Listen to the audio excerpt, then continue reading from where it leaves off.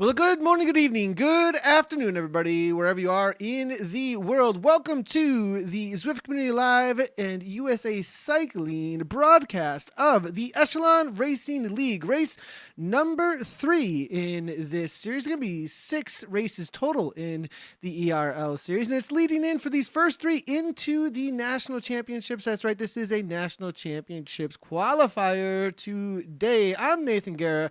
Dave Toll's next to me. We are out on, well, the riders are out on Casse Pats today for 47 kilometers, 2 laps, both across the amateur race and the elite racing. We'll be having amateur races up for you for about the next hour, and then the elite men and the elite women will be taking off a little after 10 o'clock Central time for the women and 10:45 Central time for the men. Dave, I'm excited for the racing today. Some of the amateurs have gotten out on course. We're focusing in on some B's, some C's, and some D category riders.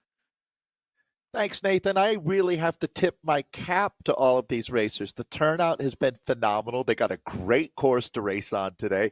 I love having USA Cycling involved. Yeah, the stoke is really, really high as we head out. It's going to be a long day. Just a couple of days ago, we were involved with a 72-kilometer race. This isn't that far off, 46K. It's 2 monster laps and a really challenging course as far as Casse Pat. Really quickly, if you've been around the world of Zwift, we're kind of 4 years in with this course, but the leg breaker, but I think really it's the rhythm breaker that you're talking about with the aqueduct and then the petite KOM. These are the 2 features, and other than the 2 featured climbs, Nathan, it's pretty much flat out there. And that's what we're talking about, breaking the rhythm. You're kind of either cruising along at full tilt boogie or getting involved in a couple of these. I mean, I wouldn't call aqueduct a nasty climb, but it's a difference maker for sure. And then petite KOM, that's about 2.7K at 4%. So you can do some damage there. So I've always imagined you liking this course to race on, Nathan. Yeah, it's definitely got a little bit of snap in the legs. The petite KOM is going to be the focus today for sure. It's one of those where you can punch into a lot of switchbacks, right? So it's a punch into a switchback and then a little bit of a reprieve and then a punch into a switchback. You do that about 5 or 6 times. And by the top of that, you're just kind of hanging on if you don't got it with those front riders. So other than that, Dave, you're correct that it's pretty flat otherwise, but this is a windy course through France, and there are some sections, and I think for those that want to try and get away prior to the climb to give themselves a little bit of time, that's definitely going to be something. But, don't leave those flats for no action. Really, a lot of the Zwifters, they're learning at this point, the new pack dynamics, they definitely favor breakaways if people are willing to make the race. Yeah, absolutely, Nathan. I really want to thank everybody at Project Echelon as well. Really, really impressed by this crew. They come correct. And there's no doubt as we head into this 3rd race with national championships coming up, I think everybody's really had a chance to get their feet wet. The racers have been required to participate in at least 1 race. And to their credit, we've had just about everybody showing up every week. And that's cool. It really is. The community is strong with this event. So yeah, this world, basically, you're getting a good look at the entire France map, to tell you the truth. We're doing a big loop around the circumference, more or less. You'll see like Chateau Saint-Michel out there. So if you're new to Zwift, there's a lot to look forward to. If you're getting involved in this racing, Nathan, this is the 3rd race, and we're going to have a chance through our amateur racing and our elite racing later to help you learn who really, I guess today it's fair to say the leg breakers have been, and they're going to get a chance to do more. So much racing going on and so much work behind the scenes. I think there's a great example here, Nathan, of what it's all about when you talk about community, of all of the different levels of racing. To shout out the women's C's, they've really brought it. I mean, incredible numbers there. As I see you've got Sherry Birdie Townsend, long time. You want to talk about a USA Cycling cornerstone? Sherry has been helping develop riders up in Minnesota. She and her partner, Charles, have been as true blue, bringing people into this sport, including eSports. And I love seeing Sherry out here racing. Not to date her, Nathan, but she has more starts at in real life races, cyclocross races, road races, and has been honestly, without people like her, this sport is nowhere. So great to see you out there, Sherry. Good luck today. She's in a nice, tight group here with one rider attacking off the front. Of course, there is, right, Nathan? They had about 0.9 kilometers before they got out onto the laps proper here, which are, let's call them 20. Oh, no, doesn't she look cool? I mean, just like a fun person. When we were She's with got an Swift at the ATP World, kit on, Dave. I didn't realize yeah, she's in real also life riding kit. for ATP. That's an awesome team, actually, out on Zwift. One of the most well-known teams, actually, when it comes to the ladies scene. And great to see Sherry out here. Absolutely loving it. And I love her picture there, their profile picture, looking like she's having a great time on the bike. That's what we love here, for sure, at Zwift Community Live. Now, Dave, is there actually, you said there was a little bit of a push off the front here. Interesting enough, I thought I saw a rider. Somebody with a Rafa. It is going to be Iker, it looks like, pressing the pace on this ladies C category right now. So a little bit of a push on these flatter sections of the course. They're only 3.4K in. It's a longer day, isn't it, Dave, with 47K. So anybody really pressing the pace like this, it's interesting, as we definitely don't have too much of a team tactic, I think, in and amongst this crew. Now, Dave, I'm seeing some of these names pop up in and amongst these ladies, and this is a kind of some of the hitters. I saw Beth York from Vixen. Paige One-Row is here, Dave. I mean, this is definitely not something to just wink at as far as the talent goes in this C category. Penn Velo's showing up with Welberall. So, Dave, I'm pretty excited for the C category with the ladies. Me too. And Nathan, I think it's a week now that one of our racers here has been married. Nice to see Lisa Crazy Pants out here. Big congratulations from all of us at Swift Community Live, Lisa. We're really happy to see you happy, that's for sure. And she didn't let that slow her down on the racing at all, to tell you the truth. And she's been a really strong part of our community. And again, happy racer usually brings stronger legs. So watch out for her today. It'll be interesting to see how things go for Lisa today, and great to see her jumping out on. She's out of the United Kingdom. Yeah, Nathan, so that's by the interesting way, that she's racing with us. Like, I love that she has jumped in to race with us, even though it is a USA focused. But we do actually have a pretty good amount of riders from all over the world jumping in with the Echelon Racing League. And you can, if you want to race, do not be shy, because we welcome everybody from around the world to race in this. Don't be scared away by the fact that this is a qualifier for national championships, as the series is open to anyone.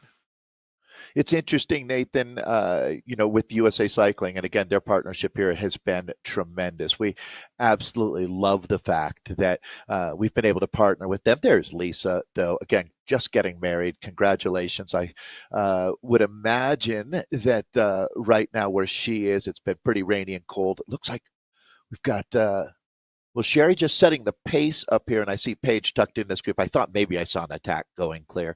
But, Nathan, that's a good look at our women's C's as we're in there. Well, but it looks like you're going to move us over to the B's, aren't you? This is the men's B's category, actually, and we're going to be jumping in with them because there are some attacks taking off. Right from the get-go, I did see that Frank Cundith from Project Echelon was trying to push a pace, but things calmed right on down, and until about this 6-kilometer marker, things were pretty quiet when it came to the men's race. But now at this point, it is going to be Klingenberg and Mount now off the front, Dave, trying to make some moves. All right. Mount is a name, Nathan. You have to be an old schooler, a dinosaur like myself to remember George Mount. Smiling George, they called him. I wonder if there's any relation there. As George Mount out of Northern California, but he was one of America's best. He was an Olympian in 1976 at that historic Montreal Games. And so always great to see these names, though, as we take a look now at two riders coming together. That's certainly a little more encouraging. Jason Mount and Joel Klingenberg, Nathan, bringing up two danger men. No question out here in our rider comparison. I love that you're doing these now. So what have we got here? It looks like on paper Jason's going to be the sprinter, doesn't it? Yeah, it does. Jason definitely has the kick, it looks like. But he's also got a solid 4.1 watts per kilogram here in a 5 minute for 5.2. So with that in the B category, Dave, I do think he's a favorite if things don't come back together. But it does look like they are going to be bringing this back together. They didn't want those danger men getting off the front. But it was Turbo as well as, I'm not sure who Jason is riding for. Mount, we'll see if we can get some information on that. But they did make the first moves. That's heated things up. Now, are we going to see a counter, though? It is going to be Layman, I think, well as Naven now on the front here, and he's got some high-level gear, it looks like. He's even got the Zwift glasses with the mirror in the back there. Klingenberg coming over the top there from Turbo now on the Tron bike. You know how, Nathan, in real estate, one of this old sayings is you want to buy the worst house in the best neighborhood. That's where the real value is. Well, the same thing goes with the breakaway. It's always good to be in a breakaway with riders who on paper are stronger. I think you're following what I'm saying. It's not a bad thing to be in a breakaway with a rider a little bit stronger than you and try to level up. I think that gives you a better chance of making something work, although we are super early, as Nathan alluded to at the start. We're 7.8K into what's going to be over an hour in the saddle. I'll go back to distances, though, as we're talking about 46 kilometers of racing. So as far as things go in this league, this is our longest day. It is. Now, Naven, it says that he's out of Switzerland, interesting enough. I wonder if that's correct here. It's obviously correct as he's put that in game, but I'm wondering where in the world he's at. It's great to have him here, though. He has been making a couple of moves left and right, but now back in the pack and sitting at a steady 157 beats per minute. Yeah, so don't want to go too in the weeds with this, but certainly as far as USA Cycling goes, you don't have to carry an American passport to take out a USA Cycling license. You can be a naturalized citizen. You can be in the United States living and wanting to race here with the There's a lot of benefits to a USA Cycling license that go beyond just getting you into a bike race. And yeah, that would explain why you're going to see flags that aren't American flags out here today. There's always going to be a story behind it, and it would actually take an incredible amount of time. We would be like the U.S. Immigration Department to have to figure out why everybody's flag is what it is. But they're more than welcome. We love it. But at the end of the day, USA Cycling does issue a license that these riders would need to hold to be racing in the national championships. We're looking at Naven right now. One of the things I love about racing indoors is that you don't have to worry about your personal aerodynamics in real life. So you can get upright and get some good air in the lungs. And this is a rider who it looks 5 like seconds, his pain. Dave. 5 seconds at this point for Naven. I mean, a nice little push. They're trying to bring him back just a tad, it looks like. But I think it's an invitation, Nathan. Yeah, I think this is an invitation. invitation. That's a good call. Uh-huh. Like 2 or 3 guys want to come join him.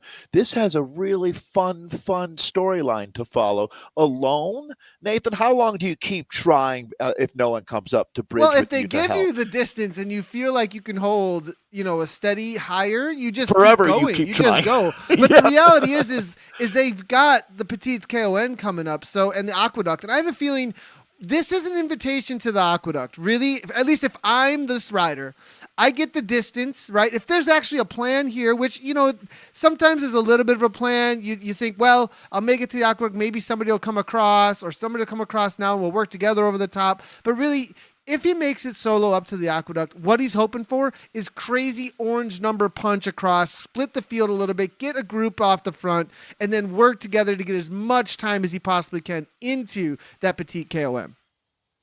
So there's a few things that are going on here. One, I'm trying to read the banner behind him and figure out what type of a gold supporter he is. It almost looks like the New England Patriots, but I don't want to say that, Nathan. But another thing about being in a breakaway like this is you get some serious Zwift community live time. And so Triple X, so I can tell you where he is, Nathan, just based on that jersey. Triple X Racing, that's all about Chicago. They have a team. Yeah, Chris is, and I recognize the name now. Thank you so much. Good call. He definitely is out of that area.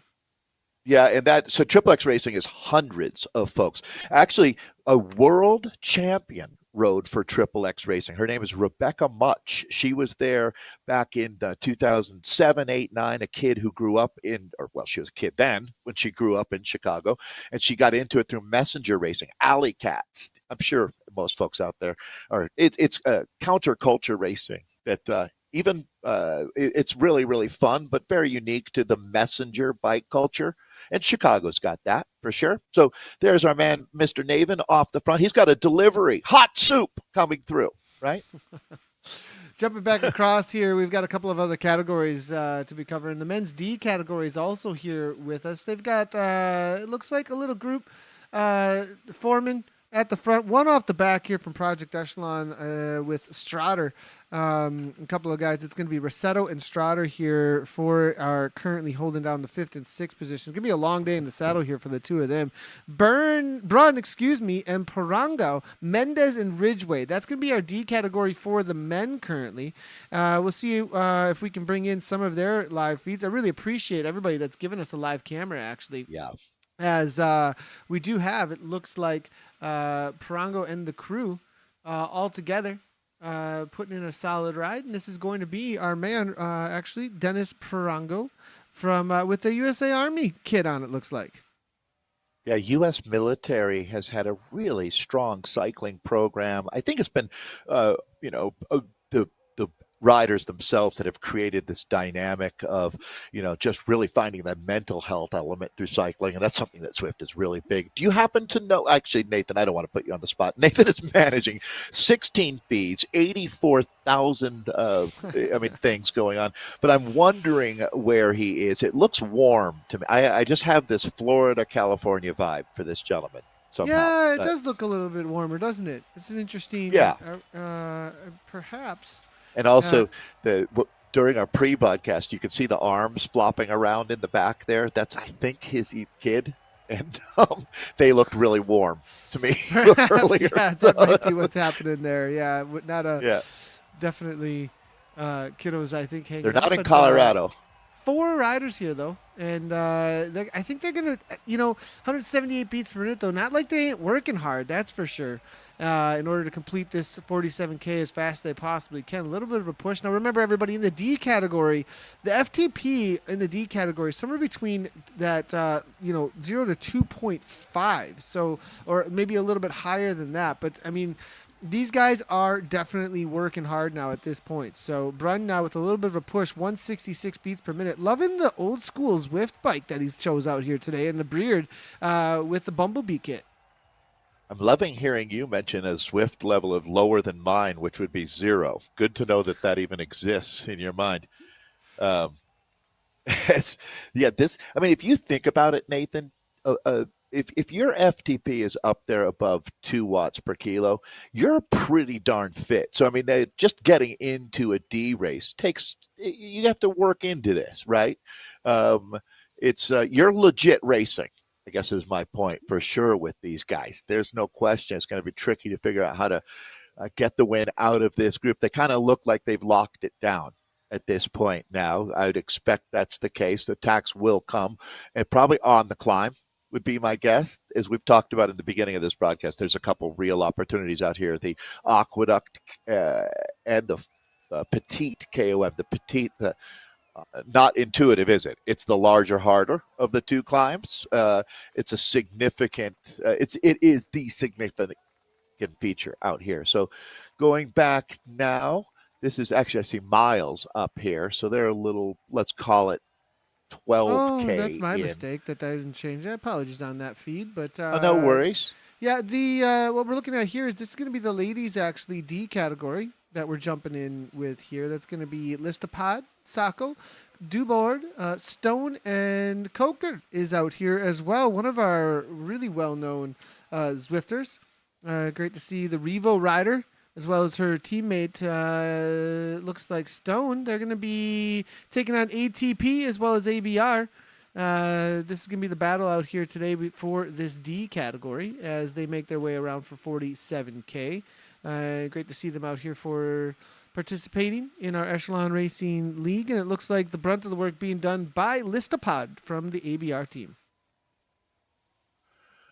All right, so again, Today, we have a full day of racing elites coming up a little bit later, not that far off, actually, as I'm sure many of them will be watching. Most of these folks have raced on this course before. We've had a lot of great racing, but today, really, really different as we welcome Echelon Racing League in.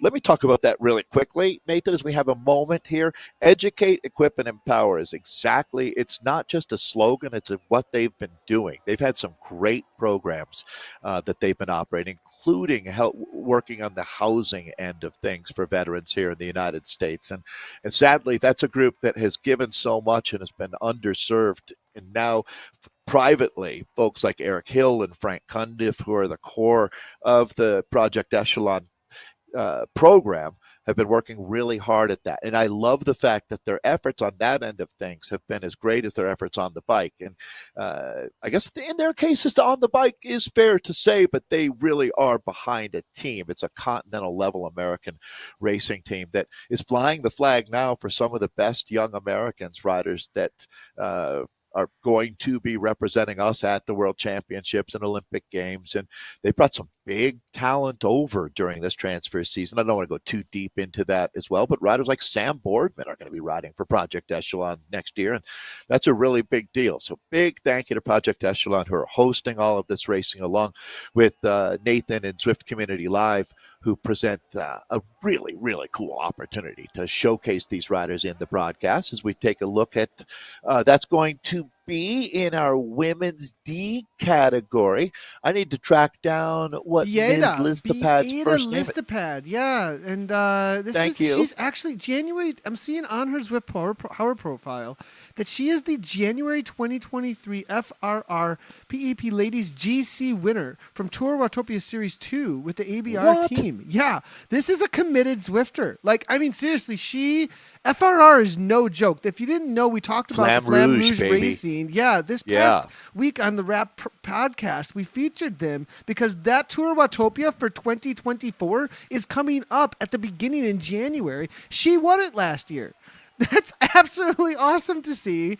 And she is a committed one. She does duathlons, it looks like. This past week, she was doing a duathlon with WTRL. She did the Dirt Racing Series on the week of the 19th. I mean, FRR Tour Bretagne she recently did as well. So this is a hitter when it comes to the women's D category.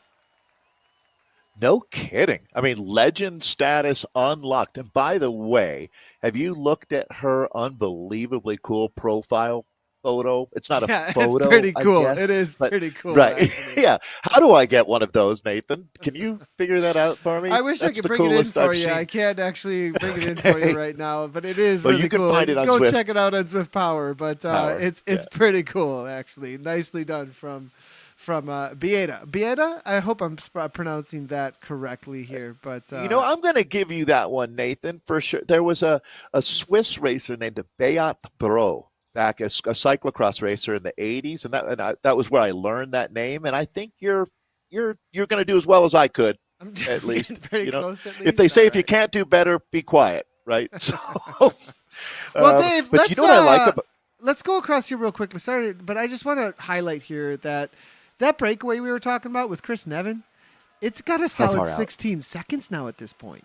I mean, this guy is not messing around, and we were wondering whether or not he was going to give up, the push here. But I mean, this is solid, Dave. He's putting down the effort, that's for sure, and he might be able to, extend this out. Now, as we had said, though, that aqueduct is right ahead of him and just coming up in just a moment. And I have a feeling the rest of this B category is about to go nutso to bring back this 18 seconds. And we're going to get a separation at that point in these Bs, I believe.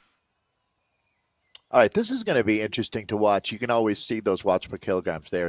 He's been sitting around 3.8 to 4 here for quite a while. I'm not betting against him now. So the first lap will complete at 23.9 Ks. Nathan said sitting on 20 seconds now. Not in any way saying this is the race-winning move, but I mean, if you're going to write a book, there's not just a first and last chapter. There has to be a second, third, fourth chapter. Or maybe there doesn't, but in this bike race there will be.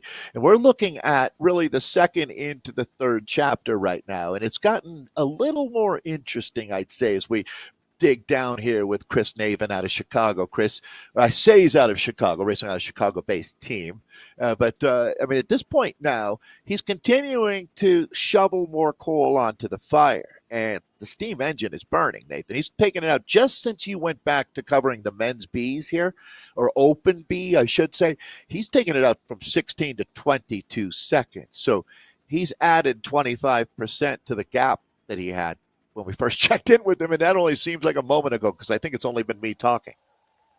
Well, let's go ahead and jump across to another man to be watching out for here. This is going to be our man Dave Garge.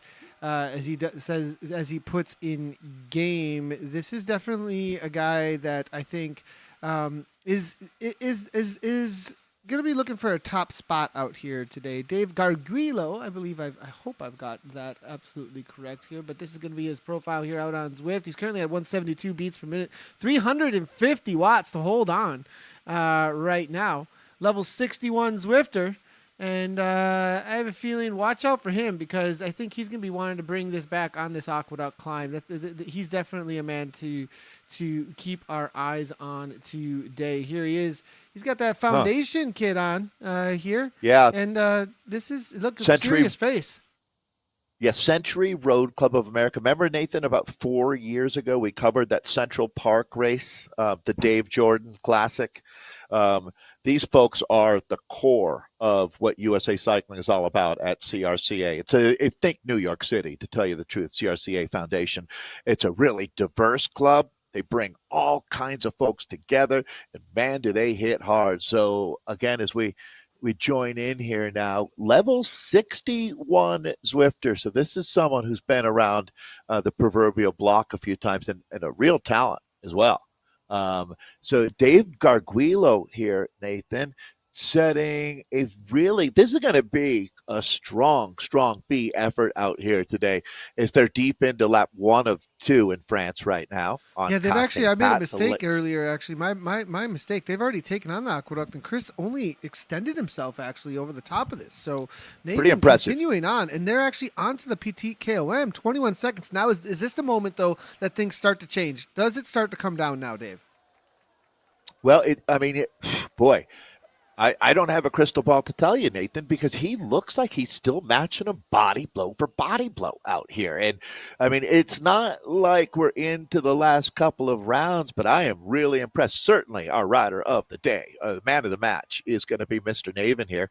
And this is not a person who looks like he's riding out of his mind at all, does it? He looks like he's making a huge effort, yes, but this is not uncalculated. I'm impressed for sure. So he's staying hydrated, seems to be completely in control of the situation. So we're watching a guy put on a clinic here in the first half hour of this race right now, as Triple X Racing's found another world talent. Well, now things start to change up, though. At the front, it's going to be BMTR starting to make the moves with Sloth now here. King's there as well. Baldy now as well. It's going to be Baumgardner from Dirt. At the back, though, the suffering is starting to happen here. 4 riders starting to snap in this B category for the men.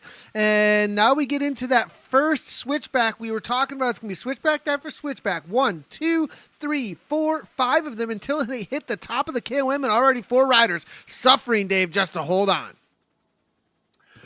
Well, and look at the tail end of that group. So this is, and I did see some conversations in chat there, Nathan, with riders saying that this is going to be it for me, or I'm kaput. And the reality of the intensity of this race, guys really tuned up for the national championships coming up next week.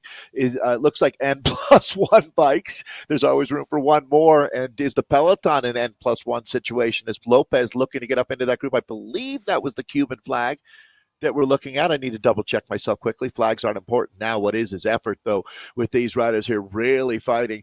Nathan, this is the grinta required to race on a bicycle, whether it's esports or in real life, is when you're getting tailed out of a group, you never know why you ended up here. Well, but what you do know is you need to get back up into the slipstream, and these are riders attacking up in the front. There's the legendary Dirt Team Dads Indoors riding Traders, and Baumgardner here has been doing a lot of the work. Navin hasn't folded.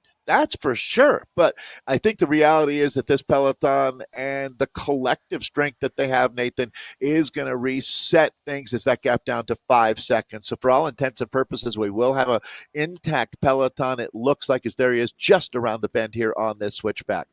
Yeah, and just going. I mean, this is such an effort, though, Dave. I think our buddy Dave is going to give us a good idea of how difficult it is at this point to really hang on. 181 beats per minute from these riders right now, at least from our buddy Dave. And as he looks to try and hold on in camera here, like, I mean, this is an effort, Come on, Dave. I mean, come on, holding on. He's cutting off his head. He's going so hard as Dave now. Out of the United States for that, he's actually making his way forward now. Last little kick, Dave, as they really start to press the pace. Interesting enough, Naven is continuing to hold. I mean, he's just barely holding on to this little gap. And he is a national champion. So I'm trying to figure it out while we're broadcasting. I'll have to look in. I'm going to guess it's a Masters national champion, maybe 35. He doesn't look very old to be a master, but those categories extend down into the young 30s. So, yeah, but they don't just hand those jerseys out in gumball machines in Brooklyn. That's for sure. You got to earn it. So we're going to take a look now at our peloton that hasn't halved itself, Nathan, but they've taken quite a few riders and shown them the back door here on this climb. Again, with 2.7K and an average of 4%, this one will do damage. That's the first time up and over as we're now deep into lap number 1. There's the KOM. This no is a points, moment of no truth bonuses right here today. for a lot of Scratch riders. race. Yep. Really is here. Look, 2 seconds back, as you can see. Oh, Dave, this is hard to watch. As you know, whether or not this rider gets on board with that descent will be whether or not he is able to be involved in this race at 183 beats per minute. They're out here, trying to make it happen. And these are the moments, Dave, that really make it or not for a rider. Let's see if we can bring in some information about the rider here, as it is going to be Buthieri at Arkansas United Racing at 178 beats per minute, but it's going away from him now. Ream now trying to come across to him, but Dave in 25th place. It's going to be a long day in the saddle if he does not close this down. Bo Therio in full effect. Come on, Bo. He's got to be looking around for an anvil. Nathan, do you have an extra one you could slide him? He needs it. That's all. I mean, you don't have any extra anvils that Zwift Community Live can throw riders? Because if he had one, it would be perfect, right? I mean, this is tough to watch because Bo has made it all the way through lap number 1, and now it looks like he's going to team up. Never give up, because it does flatten out. Maybe after all this intensity, that peloton, typically they don't, to be honest. Selling a bit of a false premise. But if you could just catch a break and have that peloton go off the gas for a moment, maybe you can rejoin. Yeah, 22 seconds up now at this point. 22 seconds up at this point. Oh, Lunford said forget it. So, he just pulled the pin completely, yeah. So we'll have to come back to that in just a second, but that's it for Lunford, it looks like, because he said enough is enough. Over across in the women's C category, let's jump across, because they're just hitting the petite KOM, as they do. And jumping in with Crazy Pants as it starts to get some separation here at the front. All right. Well, never encouraging when you're looking to rejoin a group and you see Fire Socks popping off up there. That's going to be Angela Pitzer. Well, welcome back, Angela. Well, or I should say, welcome back to me, maybe, as Angela's always been out there, very, very active, a former U.S. national champion in her career, racing out of Denver, Colorado. And up near the front, looks like she's got some heavy hitters with her. Slaughter is there, Clark, Baker. Try to get a read on this Vixens Racing. Oh, that's going to be York. You were talking about her earlier, Nathan. Absolutely a rider to watch there. Yeah, Beth York, part of actually the early crew of riders that got involved with the eSports, and actually has done plenty of her own commentary on eSports. She knows her eSports, that's for sure. And the Vixens, they are a team that has been around quite a while. She's got experience. Yeah, Beth, Nathan, and Angela Pitzer, I would say, are both early adopters, of Zwift, and have been out here racing for a long time. Beth and Angela riding on the front right now. It feels, well, there's Angela right now, is I'm trying to remember, probably the 2021 U.S. national champion back on Zwift. Yeah, that's a good question, Dave. In that See if I can era. get that. But she's definitely a former U.S. national champion for esports, and now riding for Wahoo Lacole, it looks like, and pressing the pace toward the front in the C category. Boy, they're going to make this group a bit smaller, it looks like, as we're sorting this down to elite and danger. Women only need apply. Who's this rider trying to tag onto the group? And she's going to. This is a great job here. That's something you don't see often, somebody being able to rejoin a group at this point in the race after a couple of the tough features they've gone through on lap number 1 out here on France on Casse Pat today.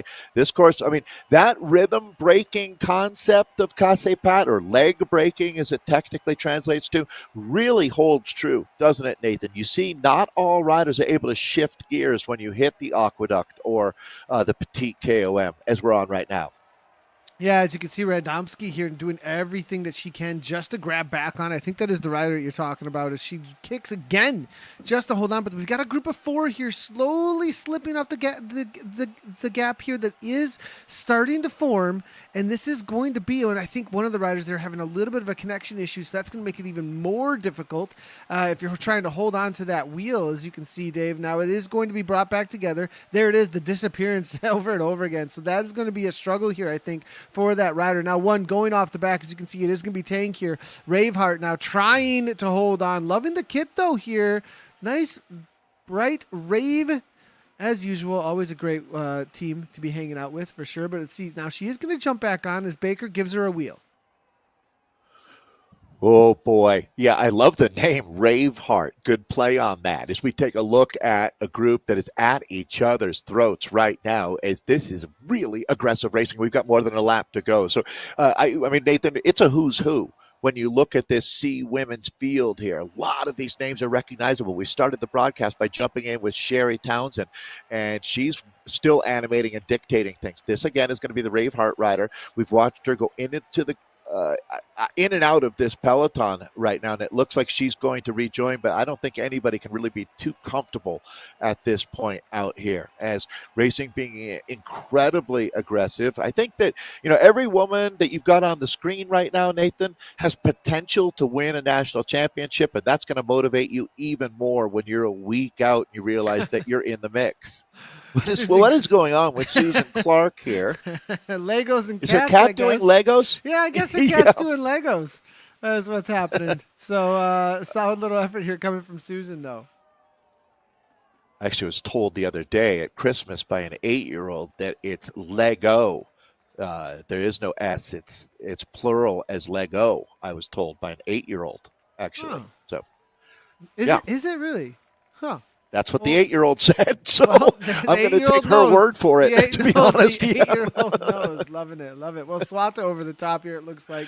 Slata here with Susan following it up from Coalition. It is going to be Vixen bracing there with Beth York. Carden has made it as well. We've got Nolan. Bird Townsend just barely getting back on terms. Radomski is there with a little bit of a kick, and then it is going to be Walbro from IndieVelo. Oh, another one of these situations, Dave.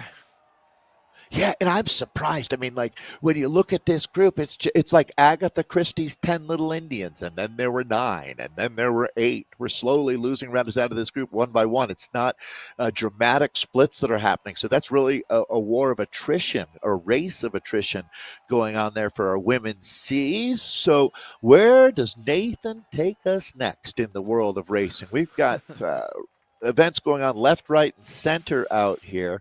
It looks like this is going to be the D's. So this was a group that came together. We had 4 riders together the last time I checked. Now it looks like we've got Dubord, the ATP racer, on the attack, a solo lead with Listopod's second wheel, and they might come together here. Only 6 seconds separating them, Nathan.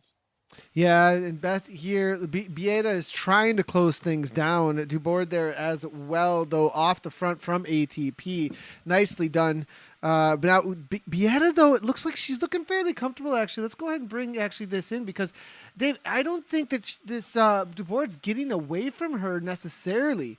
Now, a little bit of a wiping of the sweat there, as you can see, as she now brings it back, gets right back on the wheel. Is she gonna go right by her? Yo, look at this! Though, there's the Firestocks kick man. there from Dubourd. I'm loving this from the D category racing. Oh, it's just going back and forth now.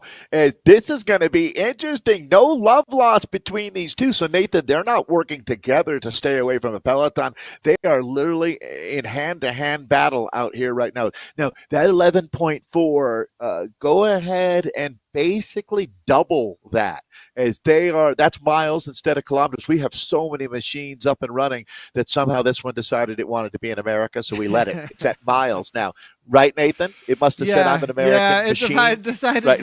to I think like it was a newly registered account, I think, and it just said, hey, we're gonna recognize the region, and yeah, apologies on that. But maybe since we are here with USA Cycling, people are like, well, it makes a lot of sense to us. At least one of them is what we want here. But Listapod now with a solid 13 seconds. I think this is the race move right now, Dave. Yeah, it's funny, Nathan, when I came to eSports, you get so used to racing with kilometers if you're in the international part of the sport that miles don't really get used that much. But then, I mean, to be honest, at USA Cycling, miles are really the thing, and miles are the thing here in America. So it all works out at the end. It all comes out in the wash. What I do love is this effort. It's so pure right now from Beata. She's working hard, but this is a woman who knows how to race her bike. I mean, when you put it up into not quite the red zone, but just below that where Beata has been racing, you can this is what bike racing is all about. So she's holding on now, opening up a 17-second gap. It looks like Kocher here might join Dubourd. Dubourd was leading when we picked up this broadcast here. Again, this is the women's Ds that we're in with now. They are basically looking at one lap to go here in France on Casse Pat. A lot at play, though. Nothing's over either until it's over. I mean, Beata Listopad definitely dominating right now, but let's see what Dubourd, Kocher, Stone, Sacco, and Trzop have got to give. 100%. Well, we do have a lot of our elite women starting to get warmed up. They're about to take off, actually.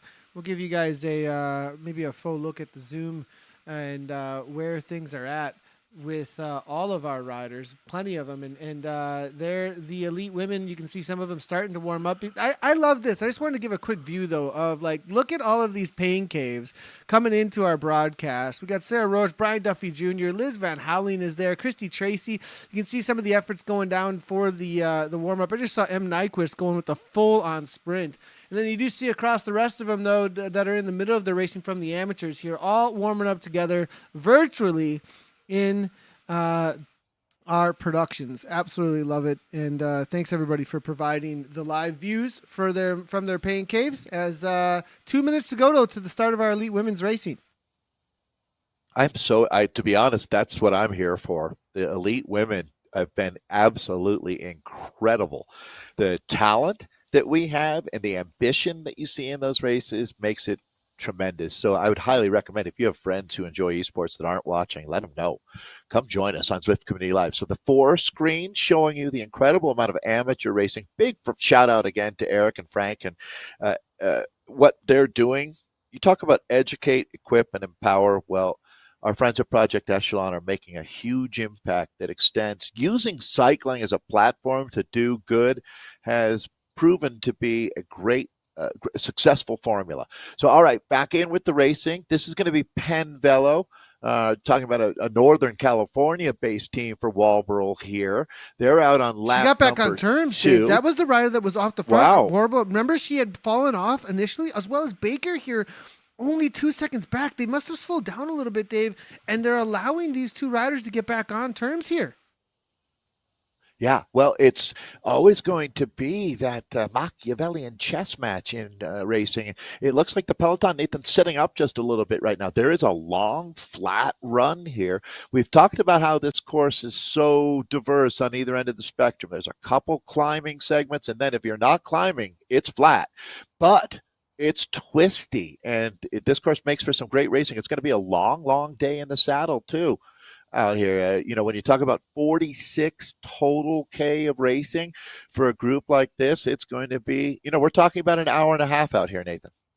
Or Yeah, close to big it. day. Not quite. Hour 20. Definitely Right. a big day for these riders here. 43 minutes total, 24.7 kilometers.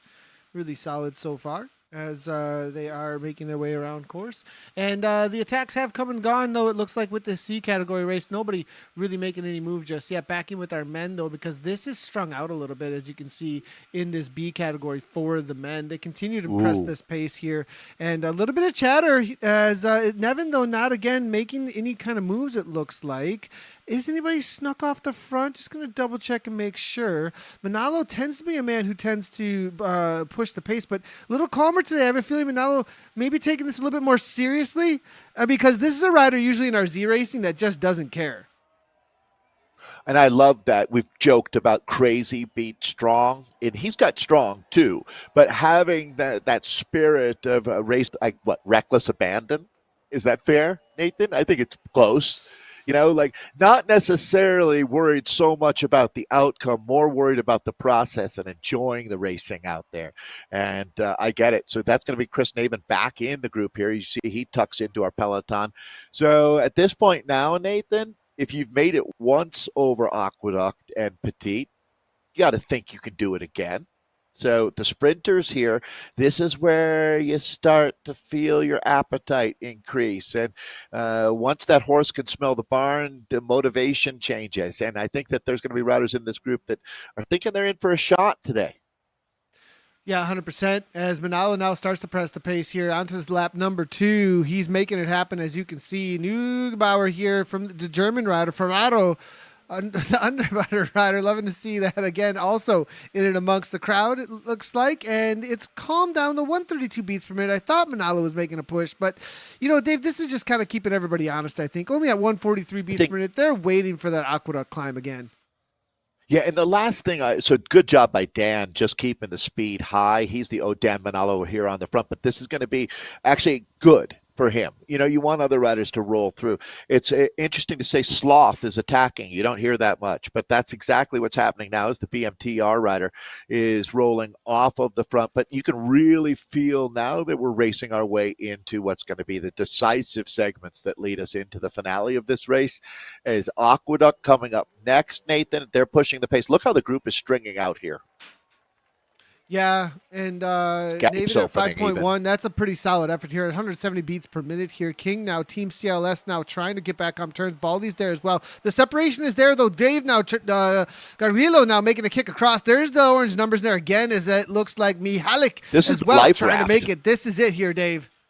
Yeah, that's the life raft coming out of the chase, to tell you the truth, because all those riders realized, oh, my goodness, we're getting put into the box right now. So it looks like most of them are going to be able to come back, but that was a little bit of a moment there, Nathan. I mean, I don't think anybody really anticipated that, including myself at that point, that we'd see such a strong surge. What was happening there? That was wild.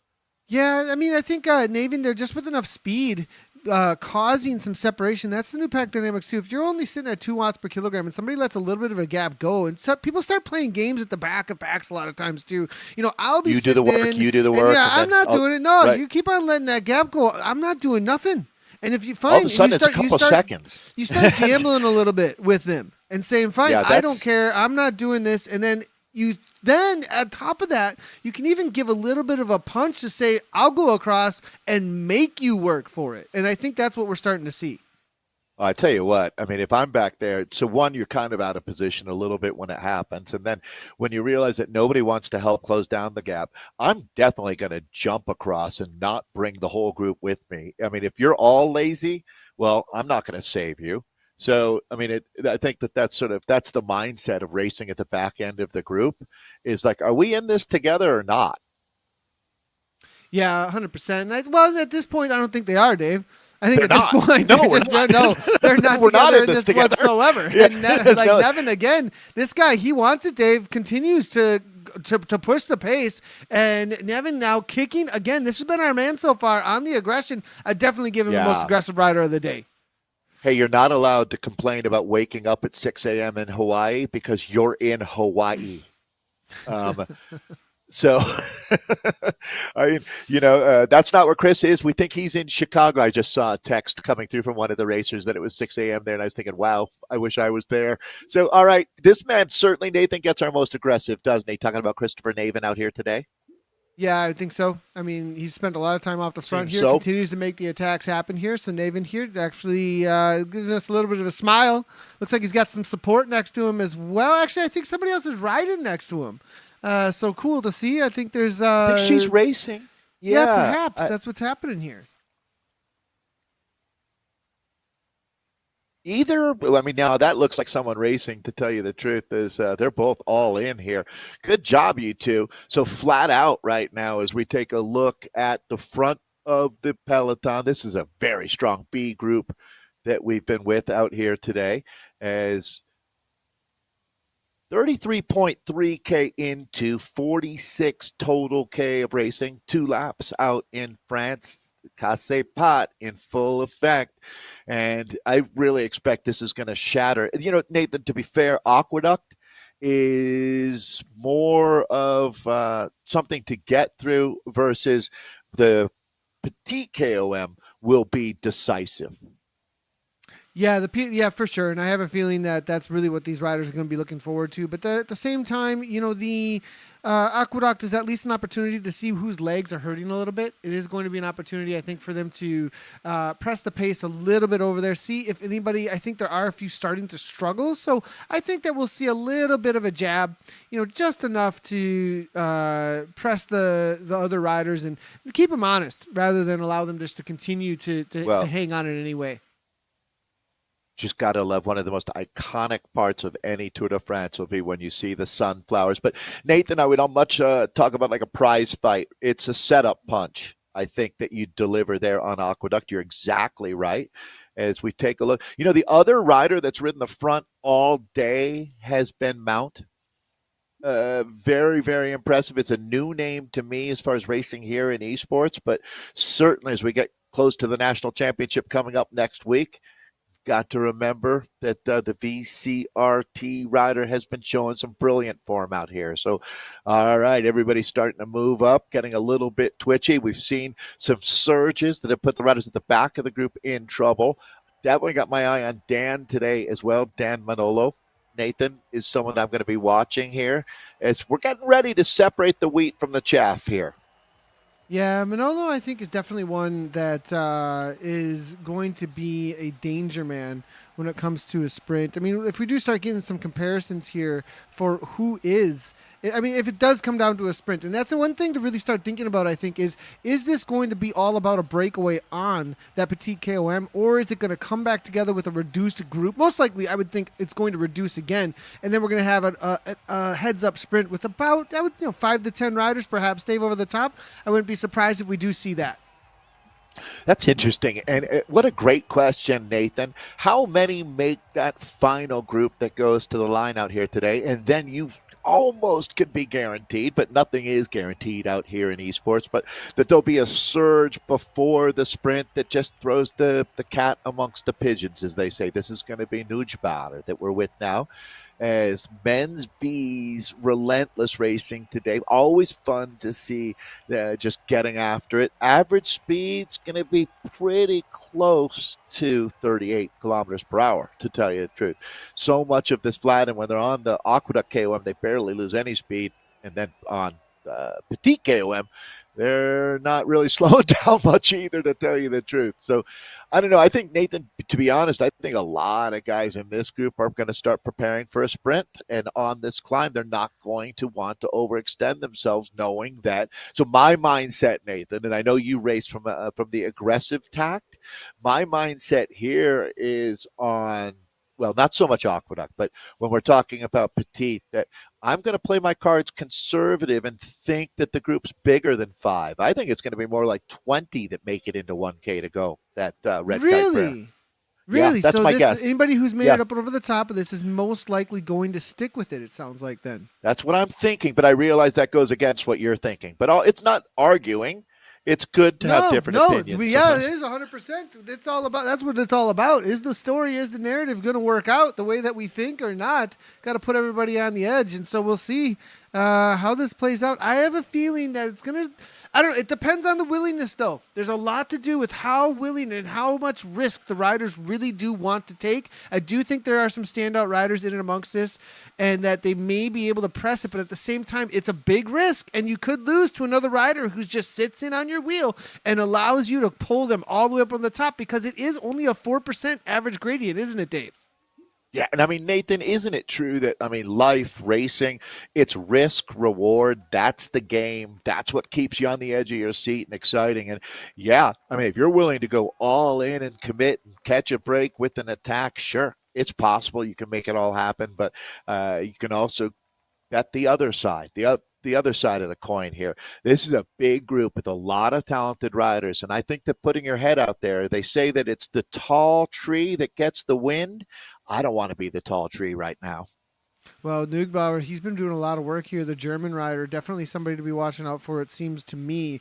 Now, as far as the kicks, though, that these riders have, if it does come down to a heads-up sprint, I think that there's a few in here that definitely are danger men for the sprint. We do have a little bit of a kick, though. Again, this is going to be one of those climbs. But as you said, Dave, they're not really that interested at this point. They are saving so much, I think, for that final kick up and over the top of that KOM. Now, looking here at a comparison, though, we do have Dan Manalo. There he is, our man, and Brian Breach, both of them up in that 15 watt per kilogram range. They're going to be big kickers here that the rest of the riders, maybe, now that is actually not going to be Brian Breach. That's a sprinter, though, isn't it, Dave? That's Mario Cipollini smoking a cigarette. Oh, my God. Oh, my gosh. We're going to have to have a conversation with our riders here at this point, as Mario Cipollini is even the great Eddie Merckx did a cigarette advertisement, although Mario should know better. Actually, Eddie should have known better, too. But that was back in the 60s. Before. But anyways, don't smoke, people. Come on. All right. So we're back. Thanks, Brian. Can you believe, Nathan? Appreciate it, Brian. Really appreciate that one.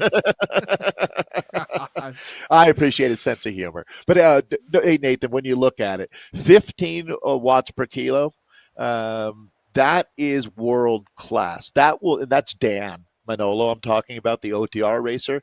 That's the kind of sprint that will win you just about any race that you get into. So there's other guys up there like Dave. You had Dave up earlier, Dave Guaguilo, the CRCA rider. He's close to 13 at 12.7. But this is on paper, people. The thing that's really important too, Brian Breach. You brought Brian up. Was he the guy smoking the cigarette? Yeah. And he's got a solid kick Breach, as well here. Now I want to talk a little bit about Neugbauer. 14.7. What is Neugbauer up to here? And this is another situation. He's got a solid 4.2 watts per kilogram to give, as you can see, right? He's got a 4.5, but he doesn't have that kick. So I think he's trying to put some work in up front here. As he should. That's absolutely. Well, it's interesting, Nathan, too. So the flip side of 15-second power is going to be who's got that 20-minute power. But the problem is there's no 20-minute climb out here today. And the other problem is that Dan is also one of the best in that group. So Dan is really on the threshold of, like, this is an incredibly strong B rider. We have to categorize, but Dan, most likely, if we were to check in for next year's national championship, I'm guessing he's in the elite race. 100%. And we'll see how that goes. Now, Naven here again off the front, trying to make a move. Perhaps Naven doesn't want this to be a sprint situation. You think that may be what it is here, Dave? What kind of a kick does Naven have? Well, I'm going to look, but you're right, Nathan. I think really the name of the game for him with so much aggressive racing, if he could find someone like Joe Paulson, who's out here, a rider out of Colorado, who would want to get in and work with him. This is so Chris Naven. No, really, I mean, not to sell you short, but 8.4 for his sprint there. So that's relatively pedestrian compared to the group that he's with, where you see most riders over 10. But he's been making the race. So, Chris, no shade on you. You're the man. I mean, absolutely. This has been our most aggressive racer today. If I had 4 stars to give, they would all go to him. So he's doing what he can with what he's got. But right now, makes sense for a man from Chicago. But Chris Naven right here is going to, again, playing the cards. And I love this, Chris. Who's coming up to join him? Is it Corrado that we're bringing up, the Underbutter rider? I believe the CEO or CFO of Underbutter, and it is. Racing out of New Jersey, if I remember, Mr. Ferraro. Yeah, nice little kick from him to get back on terms, it looks like here. And as he does, there's no real response actually from the rest of the riders, perhaps still waiting for the moments here to hit the bottom of the Petite KOM. They're trusting. It's not a bad play because last time from the top of the Petite KOM, they did catch Naven, but now with two able to work together, perhaps now, Dave, and it's starting to get into the back end of this race, it may not be the same. This is the second time that Christopher Naven has rolled these dice, being joined now for the first time with another rider. This might be just the ticket we're looking at. Let's call it 6K to go. Actually, I'm going to call it 7K to go because I'm going high on that with the significant feature of Petite KOM coming up. So they've got one climb. It's 2.7K at 4%. So Nathan, that's not to shake a stick at, but we've already seen that's where these two shine. So they're racing into the best part of the course. They're going to have about 7 seconds. Well, that's what they've got right now. We'll see what it is when they hit the bottom of the climb, but this is more than interesting right now. This is really compelling racing going on for our Open B category. We've officially entered the finale. This is the business end. It is, and now we get into it. 7 seconds, and they're letting it go here, Dave. This is dangerous how far it gets out ahead as Naven continues to press the pace now. Ferraro just sitting on, though. Not that interested, it looks like here. Naven's just going to do the work. But Ferraro's at 4.8 watts per kilogram, doing a little bit too much, perhaps. Maybe not taking the draft as best as he possibly can. Neugbauer, though, doesn't want to let this go too far. Yeah, I mean, typically, a rider bridges up to you. You might look at them for a minute and say, okay, catch your breath, but I need you to get right into the rotation here, as if we have any chance at all, it's going to be working together. And I don't think that I'm not going to put too much hope in that with this peloton right now, just champing at the bit here. These are the big dogs that they came to race for the gold today. This is the third race of the season, certainly the longest and most challenging course. Well, I don't know if I'd say most challenging, but the longest course of racing that we're out racing on today. And certainly that quantity brings its own quality to the racing. I mean, it's a different sprint, Nathan, after you've been out here for more than an hour and 10 minutes. A sprinting after 20 minutes, that's one thing. Sprinting after an hour and 10, that's another. That's a good point here, Dave. Now it is all back together here in this group behind. That's 9 seconds though, and now it's finally going to be Ferraro taking over at the top at the front as they start to hit the main climb. Now between these two here, Dave, Ferraro, Naven, what is the matchup? It looks like Naven here trying to hang on. I think he's pretty comfortable here at this point though, and I don't think that there's too much of a struggle between the riders at this point as the Ferraro here though continues well. Naven at 4.6. What's interesting, Dave, is that Chris does not look like he's under any kind of serious pressure necessarily, but definitely it looks to me like there is a gap starting to open up. Yeah, and I'm really looking back to the peloton now. It's really not Chase 1. It is the peloton that we're talking about, and it's going to be Dan that was starting to stomp on it. When he stomps, things happen. Although, wow, this is actually really impressive, the gap that these guys have at this point. I mean, I'm not going to say that we're running out of real estate now, but we're down to 4.5K. Two of those, little more than 2K, are going to be on this climb at this point. You can see the gradient at 7%. Well, just dropping down to 6% right now. This man has earned this camera time. This is Christopher Naven out of Chicago that we're with. Actually, it's going to be Ferraro, the race leader that he's chasing now. And I think, Chris, is just about to be caught by the peloton. So he's going to be rejoining that group. We've got a solo leader now at 4.5K to go. Yeah, and I think this has been a setup here at this point for Ferraro, waiting for just this moment. Big but split. Again, it's going to be, I think, covered here as the riders who are really waiting for these moments are going to be coming on terms. Now, Naven here, I think, struggling a little bit to hang on as this is going to be the counter moves as the catch is made. Splits are there, Dave, as we were talking about earlier. Ziegler trying to hold on. King is there. Mount's trying to hold on. Baumgartner, Breach now off the back just a little bit. The Hawaiian Hoodlum then for USMES off the back. But Ferraro continues on here, Dave. They're not quite closing it down. I thought perhaps the counters were coming enough here. Now it's going to be Meyer trucks there as well, splitting things up. Look at that strung out, Dave.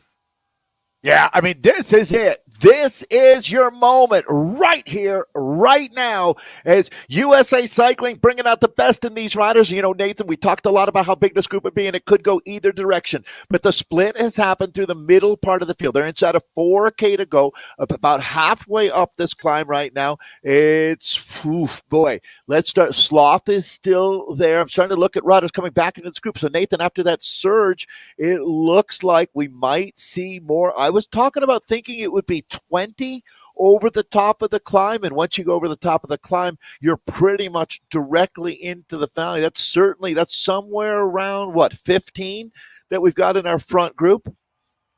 Yeah, well, at 15. Let's see. Let's go back just a little bit. A little more than 15, point, Dave, I think. Yeah, 15. Well, actually, you're right. 15. Yeah.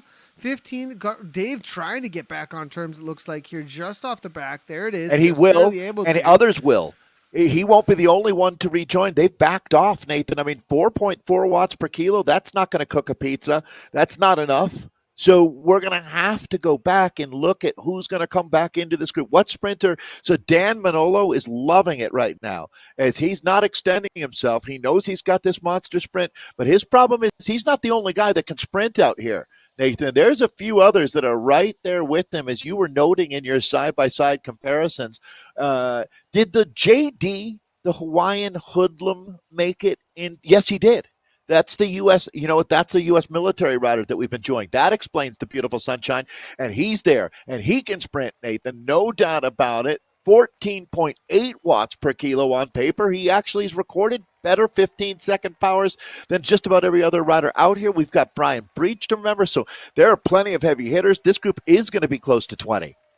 It is Ziegler now on the attack. It looks like this is the move, another move trying to split things across. It looks like as Jeremy Ziegler pushes the pace forward, and Ziegler here now, United States 165 beats per minute. Looks like he's a smiley with the sunglasses. Cool cat. Yeah.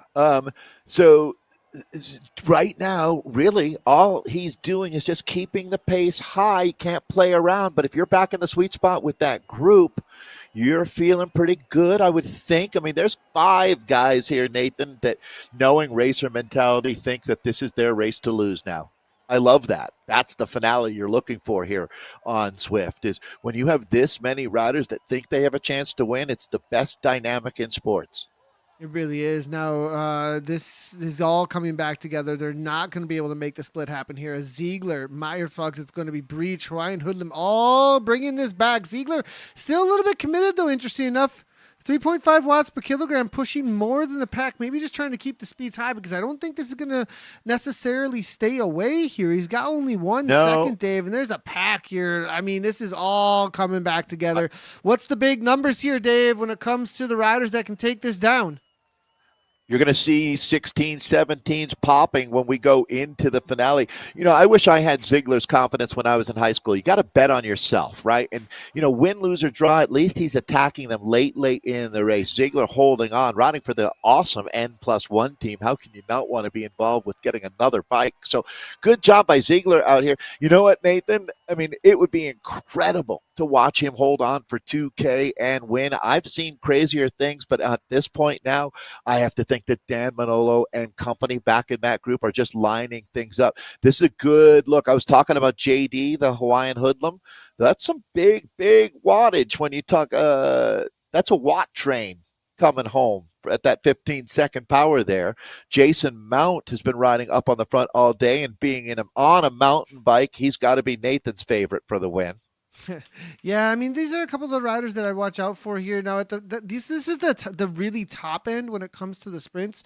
We also do have, it looks like, Ziegler and Gargola. Now, if these two set themselves up correctly with only 12.8 or 12.7, and they've got a better endurance necessarily, they may be able to make this happen as well. But at the very, very top end, it is going to be Milano, as well as, if we take a quick little Breach, is also there at a 14.7 for that 15 seconds. Manalo, though, it's really hard to go past him at almost 16 watts per kilogram. Now, he's got 6 seconds, though, Dave. They've got some infighting going on. This is great. He committed. I thought for sure he'd be caught, but he totally committed to it. And you know what? I mean, like, in all honesty, Nathan, a caveat. Ziegler, you're the man. This is what it's about. Bet on yourself, as I was saying. Be confident. Be bold. Go forward. That's Sisu. That's courage. You're the really what racing is all about right now. I'm pulling for him. We're going to run those take quickly. These guys are about to start sprinting. Ladies and gentlemen, thanks for joining us. This is Project Echelon, Race 3, bringing it on home for our B men. Well, Nathan, Ziegler's holding on. He is. And Dave, I don't know. They may have let it gone too far here. Somebody's got to respond. I'm amazed. This is it here, Dave. It looks to me like he is going to do it. This is incredible. This will go. I mean, this quietly crept up on us. Ziegler, what he's doing right now, this is Jeremy Ziegler of the N+1 team that we're talking about. This is how you pickpocket a bike race from an entire peloton. You zig when they zag. Ooh, 6 seconds. They underestimate you. It's right here, Dave. For him. I think Jeremy. He's close, but he's got a kick here, Dave. I mean, 6 seconds, he could close down quickly. He's still holding. He's still holding. It's going to be to the line, but I think they left it late. I think they Please did. Now let me get one right. At this point, I think that they did. I really do. It's just a little bit too much. Gotta too get late. around the 10 bend. seconds. It's 200 meters to the line here. But Ziegler's done it, it looks like. 9 watts per kilogram from my Jeremy. It looks like it's going to happen. Ziegler takes it down. The sprint's galloping behind. Breach is right there, but it's too little, too late. Close it's Rip, and right there. And Breach takes second. It's going to be Mount for third. That's it, though, Dave. Oh. Jeremy Ziegler, you are my hero, Jeremy. You are my hero, and you are the Project Echelon Rider of the Day. 100%. No doubt about that one. Amazing, Jay-Z in amazing. full effect. He's got 99 problems, but the Peloton ain't one. Right. That's absolutely great. Absolutely great. Well, Dave, that was a great bees race for the men. We're back in with the women's C's actually now as they're making their way around. They've got a little ways to go here at this point, and 39.5 kilometers total so far. They're going toward that 47 pretty quickly as they're about to take on their petite KOM. Nathan, when you see someone do something impossible, doesn't it make it more possible for the next rider? Oh, 100%. Yeah, I think it's extremely motivating. And it sure is. And motivating is a big part of what it makes a rider successful in this sport. When you believe you can, well, believe you can or believe you can't. You're right. You know, that's what they say. So back now with this group. This is the women's C's that we're joining. The other categories are open, but this will be women that we're in with now. And a group of, I'm going to call that not quite a dozen here. Looks like sitting on about 10 riders in this group. Some familiar names as they're looking at 6.4K to go. I think it's fair to say here for race number 3, our amateurs have been out, very unamateur of them, putting on quite a professional performance today. It's going to be, it looks like a sprint, but same story now. Who's going to attack out of this group on the petite KOM? That's the feature that we've got coming up for them, just as you saw if you've been watching with the open category that just came through. It was really an attack that came over the top of the climb when everybody started to think that a sprint was coming. Here's Jennifer Slaughter. So this is another really. Jennifer is that last name, Nathan, might not be super familiar to people in the sport of cycling, but that her husband built Andy Hampston's bike that he won the Giro d'Italia How do you know on. These things, Dave? Seriously, like what is even happening here? Are you kidding me? Like, well, it should be John Slaughter is her husband. I mean, you pull right. these amazing tidbits out, Dave, about old school cycling. Literally, someone who built Andy Hampston's bicycles related to the person who is on screen right now. This is amazing. Yeah, and it was a Huffy brand, but because Andy wasn't going to ride a Huffy, they had to find someone that would really. Land Shark is the company that they have. So yeah, thanks, Nathan. You know how much I love cycling, right? That's kind of a given. as It's our passion, right? You got to have a passion. Well, see if we can get. They're out of Northern California. They're about to hit a little bit more of the climb here at this point. It's gonna be Ashley Nolan, and she's about looks like a gravel racer. Great to see as she makes her way 100%. toward the front, and they're about to take on that first switchback for these ladies C category. You can tell by that burrito bag on the front. Well, you can tell by a lot of things that she's a gravel rider, Nathan. And don't bet against Ashley out here. Looks like, are they pushing the pace a little bit now? I get the feeling they are. You know, when you're in that group, Nathan, you can just kind of feel the dynamic changing where riders at the front seem to be putting another 10 watts into it. Well, that's what's happening right now. So this is where it gets real at the bottom of Petit KOM. And I don't think we're going to bring 10 riders. Maybe we bring 10 riders in the group to the bottom of the climb, but it looks like it's going to be more like 8, as that's going to be Ashley Nolan, who you've got in screen. Good look at her coming at you on a gravel bike. They're looking at the exact opposite as they're all chasing Ashley Nolan right now. Yeah, Nolan here, as you can see, solid effort, 160 beats per minute. Now starting to drive the pace toward the front here of this C category ladies. Now over the top, though, it's going to be Clark, and she was extremely aggressive, actually, Clark, when it came to the first time they made the punch over the top of the aqueduct, and the second time, actually, just a moment ago, over the top of the aqueduct. I have a feeling that she's been waiting for this moment.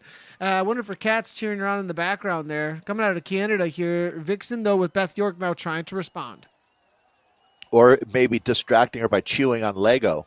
Who knows? But that's going to be Beth York, legend status unlocked a long time ago by the Vixens B Racing. Did she found Vixens Racing, Nathan, or just a team? She was member? a part. No, she definitely was a part of the making of Vixen, and as you can see, that's her at one of the CV Arcade events. Actually, one of the first. That must have been in Canada. Actually. Yeah, I mean, well, that's LA. The Velodrome. LA, actually. The Velodrome, I think, was in LA. Yeah, so Carson. Yeah. Yep. So now as she comes over the top here, though, York, 4.4 watts per kilogram, 171 beats per minute. Solid effort. All right, well, here. A little bit of a distance between her and Clark now, Dave. This might be some separation needed to make this a solo ride to the finish line. Or duo, but you're right, Nathan. Every race has its moment. This is the moment right now for our C women as Beth York goes on the charge. It looks like it's going to be Clark as the rider that's able to get that wheel. I believe it's Stephanie Clark, but I want to make sure I've got that right. Susan Clark. I apologize, Susan. Good job. Susan Clark latching on to that wheel. So these two, they're not necessarily riding away with the race, but they're not necessarily not either, as it looks like this is going to be a panic moment. All hands on deck if you're back in chase number 1, as you've got 2 of the danger women going clear. But, Nathan, they're responding actually really well back in that group. The gradient is steep. They're on 7% right now. So this is where we're going to find out who really wants it. Beth York and Susan Clark opening up an advantage. It's about 3-4 seconds, but it's going out. So you can see how it's shattering now. Absolutely shattering like a crystal vase dropped on a tile floor. That group behind, Nathan, it's every woman for herself now. It is 2 riders off the front now. It looks like Carden. Now it looks like Carden from the Dinos here trying to make a jump across. 42.2 kilometers in on the grind of a climb now at this point. Maggie Carden here. Nice effort here from Maggie. Can she do it though, Dave? It's going out to 5 seconds. Not sure this is going to be happening here for Maggie. Trying to hold on to that third place as Ashley Nolan chases her down with Slaughter. Slaughter right in her wheel as well. But it's going to be York and Clark now off the front.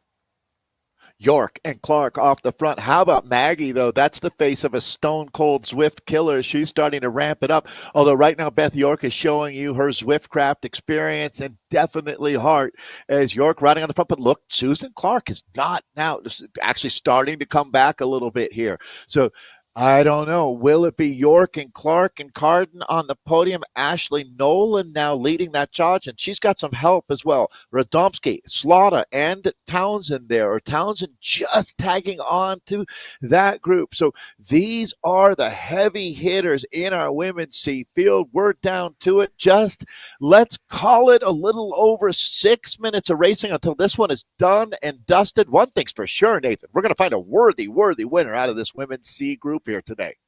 Yeah, we are, and it is now 7 seconds though, and I have a feeling that this is starting to get away from them a little bit as they are taking on the second to last switchback, the final one here in just a moment. It gets them to 7% gradient here as York takes over at the front. Now up and over the top, it is going to be Susan Clark trying to press that pace a little bit further. Going to need at least that 10 seconds, I think, to hold on to this, but they are motivated, and I think they've got the power to do this. And this is going to be a 2-up battle all the way to the line, unless we've got some serious power behind with a group that forms is willing to work together. But there's not a whole lot of teammates behind Dave. It's really every woman for herself. So at this point, Dave, I think these two are going to have all the motivation, and behind, no one's going to be wanting to do the work. And Carden, she just looks to try and break this pack still, as it is going to be Nolan trying to grab onto that wheel for a 2-up to the line for third.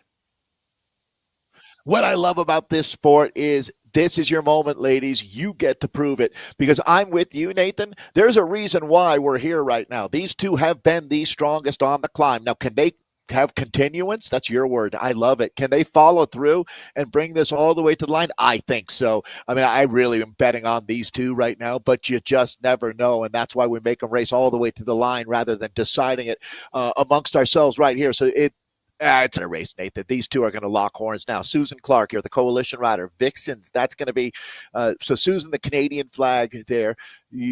Beth York, the Vixens racing rider, is the American. But at this point now, I'm going to prepare for a two-rider sprint. They've got quite a ways to go. The advantage at 12 seconds back to Carden. The rest of that group sitting at 16 seconds. So Carden kind of in no woman's land right now, but maybe not as well. But I think the real story is exactly what you've got on screen here, Nathan, as it looks like the gold and silver standard are 2.5K from the finish line. It's up to them to sort this out.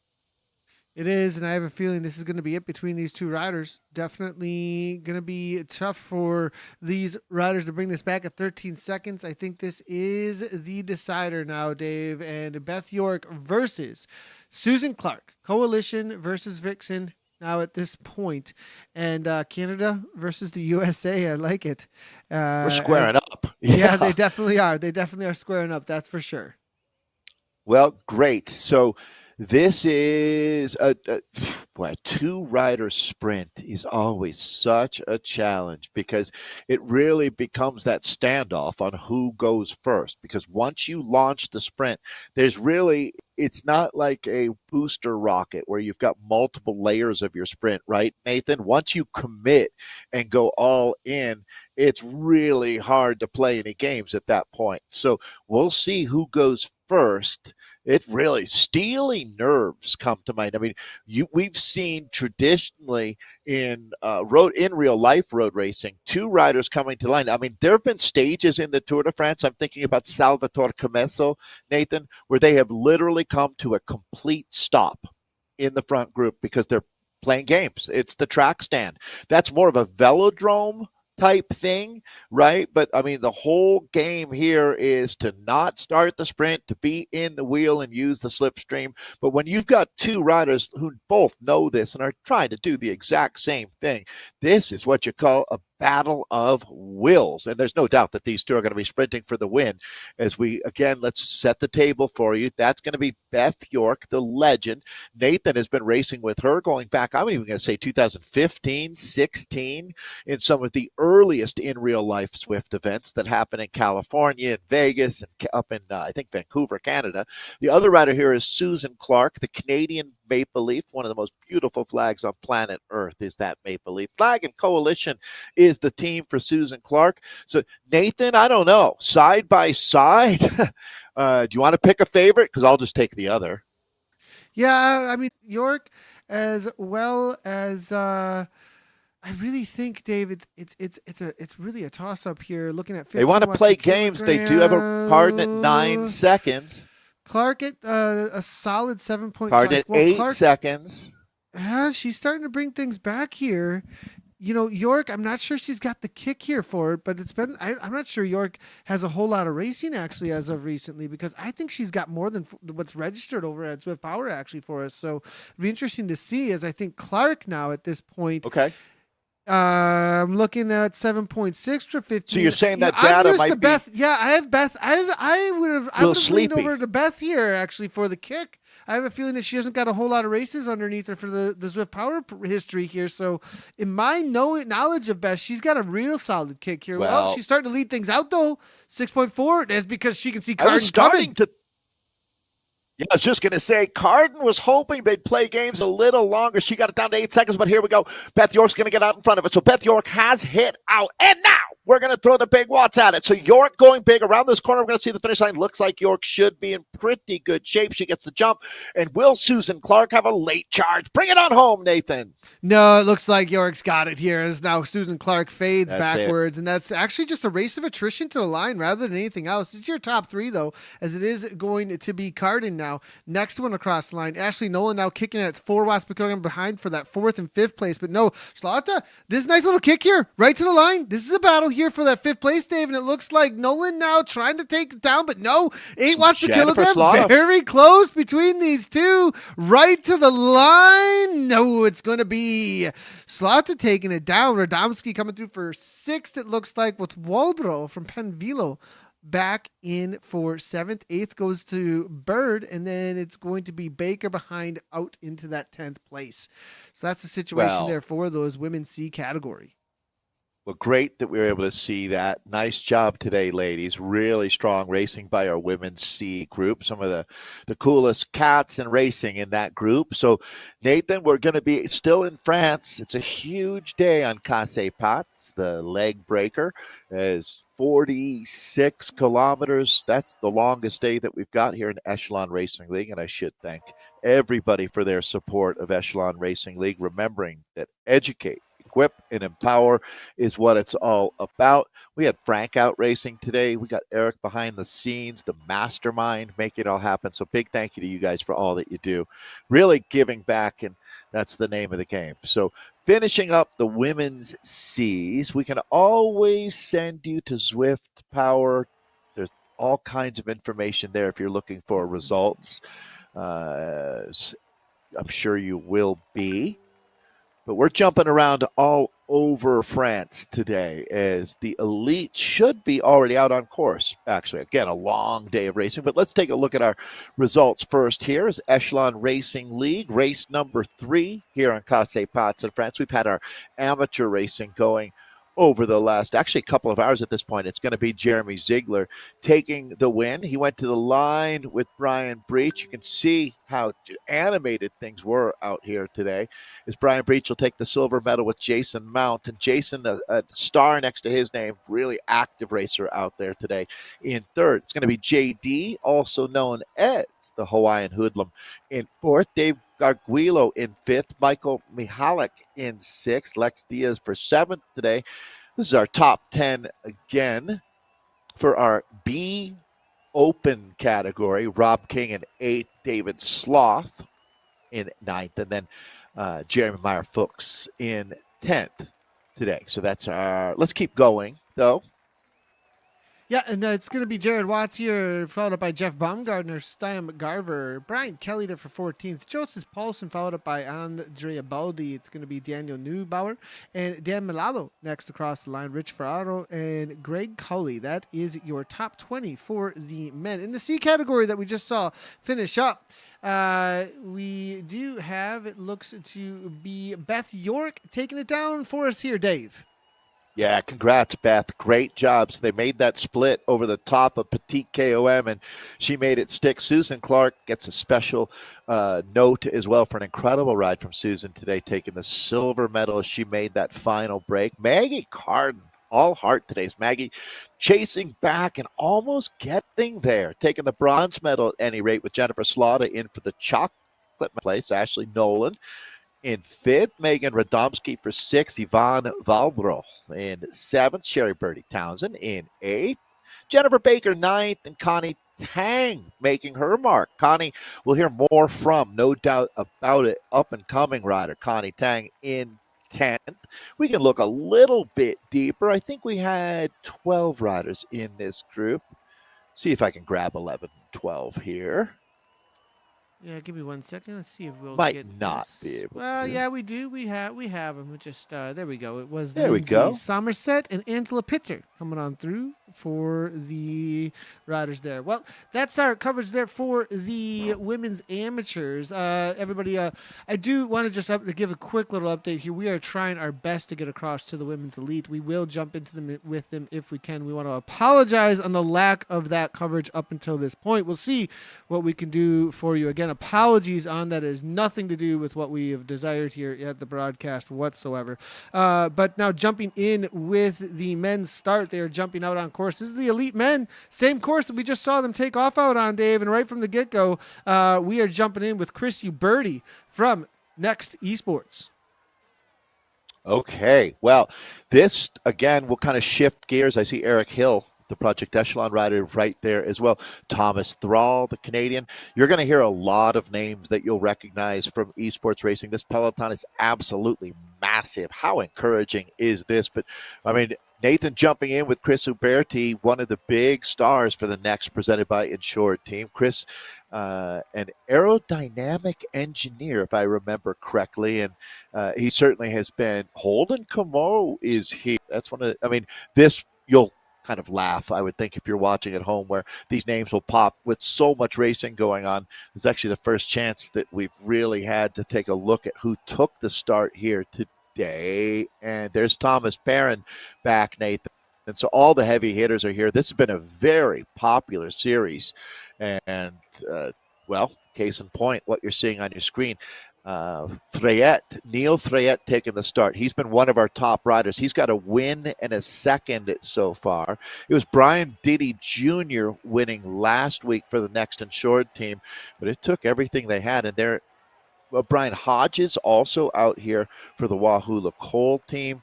So, boy, we are not lacking for big stars out here as they're now out on course. It's a 0.9 kilometer lead in from where the riders spawn in the pens to getting out on lap number one. That's the start finish line that they just went through there. So they'll have 2 laps out here on the big loop, 23 kilometers per lap on Casse Pats, the leg breaker, the rhythm breaker. It's a flat course with 2 segments that really make the difference. There's our first attack of the day. So Thomas Perrin going off the front. Nathan, did not take long. No, that was pretty full gas actually here, coming from Perrin right from the get-go now, as Thomas pushed 14 watts per kilogram to make this attack happen. There is our man, next presented by Insured, coming out of the UK. Farm Watts is responding very quickly, though, to this. That is going to be Hayden Pucker now on the move. You surprised, Nathan, at all? I mean, these are 2 big names in this race. This is significant. Actually, it looks like more than just Hayden Pucker wanting to get up there, as Niall, our man, young rider, working really hard early here, getting up in this move. This is really, really wild to look at here. Full-on racing today, folks. It's going to be 46.4K when this one is done and dusted, but these guys are not going to – there will not be a moment today, Nathan, my guess, where we're off the gas here. If they're going to race like this, 2K in. Yeah, nice little push here coming in, and it's going to be Pucker making Brun. the push at the front. Now, Brun, well, who's that? Is that going to be Zimmer, actually, covering moves as well, as Zimmer now shuts this down from Project Echelon. Now, also, Niles there, as you said, for the Oliver Bikes Workshop. Brun covering it there as well. Nice one from Next presented by Insured. So all the big names making their way to the front. The splits at the back already happened. Dave, there's people already off the back. Done. Over. They woke up and they decided they wanted to use violence. You know? I mean it's just... This is incredible. Well, actually, our buddy Naven jumped into the second race, Dave. That's incredible. Christopher Naven. Yeah, right. Well, that's noteworthy for sure. He might not have chosen the easiest second race to be a part of. Here's a peloton coming together now, but wow, these guys are really going to get after it. It's incredibly flat out here until they get to the bottom of Aqueduct KOM. There's David Hester out there, known for great attitude. Yeah, nice one here from David as he makes his way around. Now, Dave, I as the riders here are starting to settle, well, maybe not settle in, well, as soon as we possibly can, we are going to.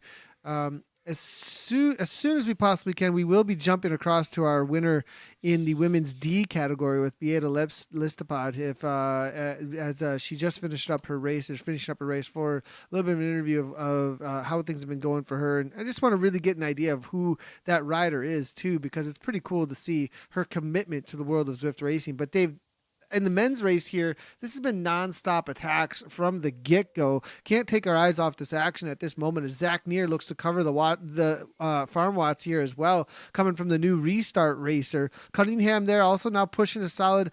Now backing off at 1.4 as the man out of Scotland here sees that it is shut down. But Dave, is this going to just continue until they hit the Petite KOM and there's blow apart? I have a feeling they're going to eventually settle down. It has to. I kind of laughed when you asked, Nathan, because I don't know that a bike race could live like that. If you look at the peloton as an organism right now, this is something I've really never seen before. So to me, Nathan, this is next. But there's a lot of other teams participating in it. I mean, was there some kind of agreement in the start pen that we were going to go absolutely ballistic out of the start ramp? Because they've taken, I mean, this was a huge group that started, and now we're down to a pretty moderate-sized peloton already. Zimmer, Project Echelon up here on the front. I mean, every one of these names is recognizable now. Sam Boardman is racing, Nathan. That's Sam Boardman right there. I've not seen Sam race for a while. There he is, right up on the front. I think he's still in his old Legion kit, to tell you the truth. Yeah, well, it's 2023 I might be wrong still, there, but right? Does that have anything to do with it, perhaps? Or I'm not yes. sure. Well, technically, that's the contract. Technically, good I think catch, Nathan. yeah, I mean, I think there's a reality just until the year is over or whatever the dates were on that. No, you're absolutely right. 100%. They sign a contract for the year. We haven't wrapped up 2023 yet, so Sam would be following his contract by racing in that in the Legion kit, which is a team that he represented for the last couple of years. Sam living up in Montana, one of the very popular American racers, and I think I mentioned him earlier in the broadcast, actually, not anticipating that he'd be racing here today, but that shows some esprit de corps if Sam Boardman is already out racing on a day like today. So good to see you back, Sam. So here we go. This is going to be Matt Zimmer asking if anyone else is at altitude. I'm picking up what you're putting down, Matt. Oh, gosh. Less oxygen, right? Yep. And most likely why he's asking about that. We'll see if what is he actually racing at altitude? I wonder. As that's... Well, and what is altitude when you say that? Right? Is it 5,000 feet? Is it 8,000 feet? I don't know. Question. Yeah, wonder how. But if he is, it's gonna be tough to be pushing 6 watts per kilogram. They got 13 seconds now at this point, though, Dave. And in this kind of a crowd, it's interesting because that kind of a time can come back quickly and it can go out quickly. You know, it can become dangerous quickly. But you know, Dave, these guys, if they really get motivated, they'll bring that down in just a couple of K here. But 16 seconds, Dave, at 6.2. Zimmer, he might be a dangerous rider to let this happen with. But also, there is the reality that there are plenty of teams behind that will be more than willing to do some work here. But Echelon have shown up with a pretty good crowd out here today. I mean, Eric Hill is here. We've got Boardman, as you could say. He's most likely, you know, obviously going to be riding, I think, for his new team here. Might be in the Legion kit for the year, but guest ride, I think. No, you're right. Project Echelon, you know, and they're going to have spirit, plenty of firepower. Yeah, no, absolutely. It's interesting. You make a great point there a moment ago, Nathan, about, you know, that gap can balloon out to in real life racing. You could see it go out to 5 minutes, 8 minutes before the peloton chases. In this context, not quite the same, but the same spirit where if they're not working, which they're basically not really on the gas right now, you could see that gap go out to, I wouldn't expect to see much more than 30 seconds on a day like today, Nathan, but 45 seconds isn't unimaginable. At 1 minute, that's where the peloton can't help itself, and it'll chase. Yeah, and I have a feeling we are going to start seeing that in just a second. He has backed off a tad, though. He's not actually pushing 5 watts per kilogram any longer, as you can see. And I think kind of keeping things calm. Now, speaking of keeping things calm, you get an idea of what the pace is in the main peloton now at this point as we get a shot of one of the danger men today. I think Brian Duffy Jr. I made a call that he's most likely one of the favorites to win the USA National Championship, but we do have a couple of newcomers amongst the crowd out here today that are looking to upset that apple cart. But he's been on a roll, hasn't he, so far, Dave? Yeah, and I'm with you, Nathan. I mean, if you want to choose a favorite, that's a pretty good guy to go with on your screen. But the great thing is, so competitive now. There's really this parity that we have, and especially with the focus on American racing, Nathan, there are a lot of really talented American esports racers. And I mean, here's a good example. Holden Camo's in this race. Holden is I saw his name earlier. I have to believe he's still in this peloton. I mean, Holden Camo's an awfully hard guy to beat in a straight-up sprint, and that is a decent chance of what we'll see at the end of this race today. So certainly nothing's been given away yet. We haven't engraved his name on the trophy, have we? Yeah, and we're talking about head-to-heads here. Perfect. With Holden in here. Now, the question... Look at that. Now, here's the question, though, right, Dave? 6.9 watts per kilogram for 5 minutes, 5.5 for 20. Holden at 5.5. The reality here at this point is they've got 16.3, you bring him to the line at that petite KOM, Dave, it's going to be curtains, I think, maybe for the reality of what Next can pull off. Although they are very savvy riders, Holden, he comes to a sprint, man, there's not going to be many in this pack that are going to be able to challenge him. There's very few in the world that can, Nathan. So I love what you've been doing at Zwift Community Live. And this rider comparison is a perfect example of that. So where's your strength? Where's your weakness? Do you play to your strength or to their weakness? Well, I think in racing at this level, you play to their weakness, to tell you the truth, not your strength.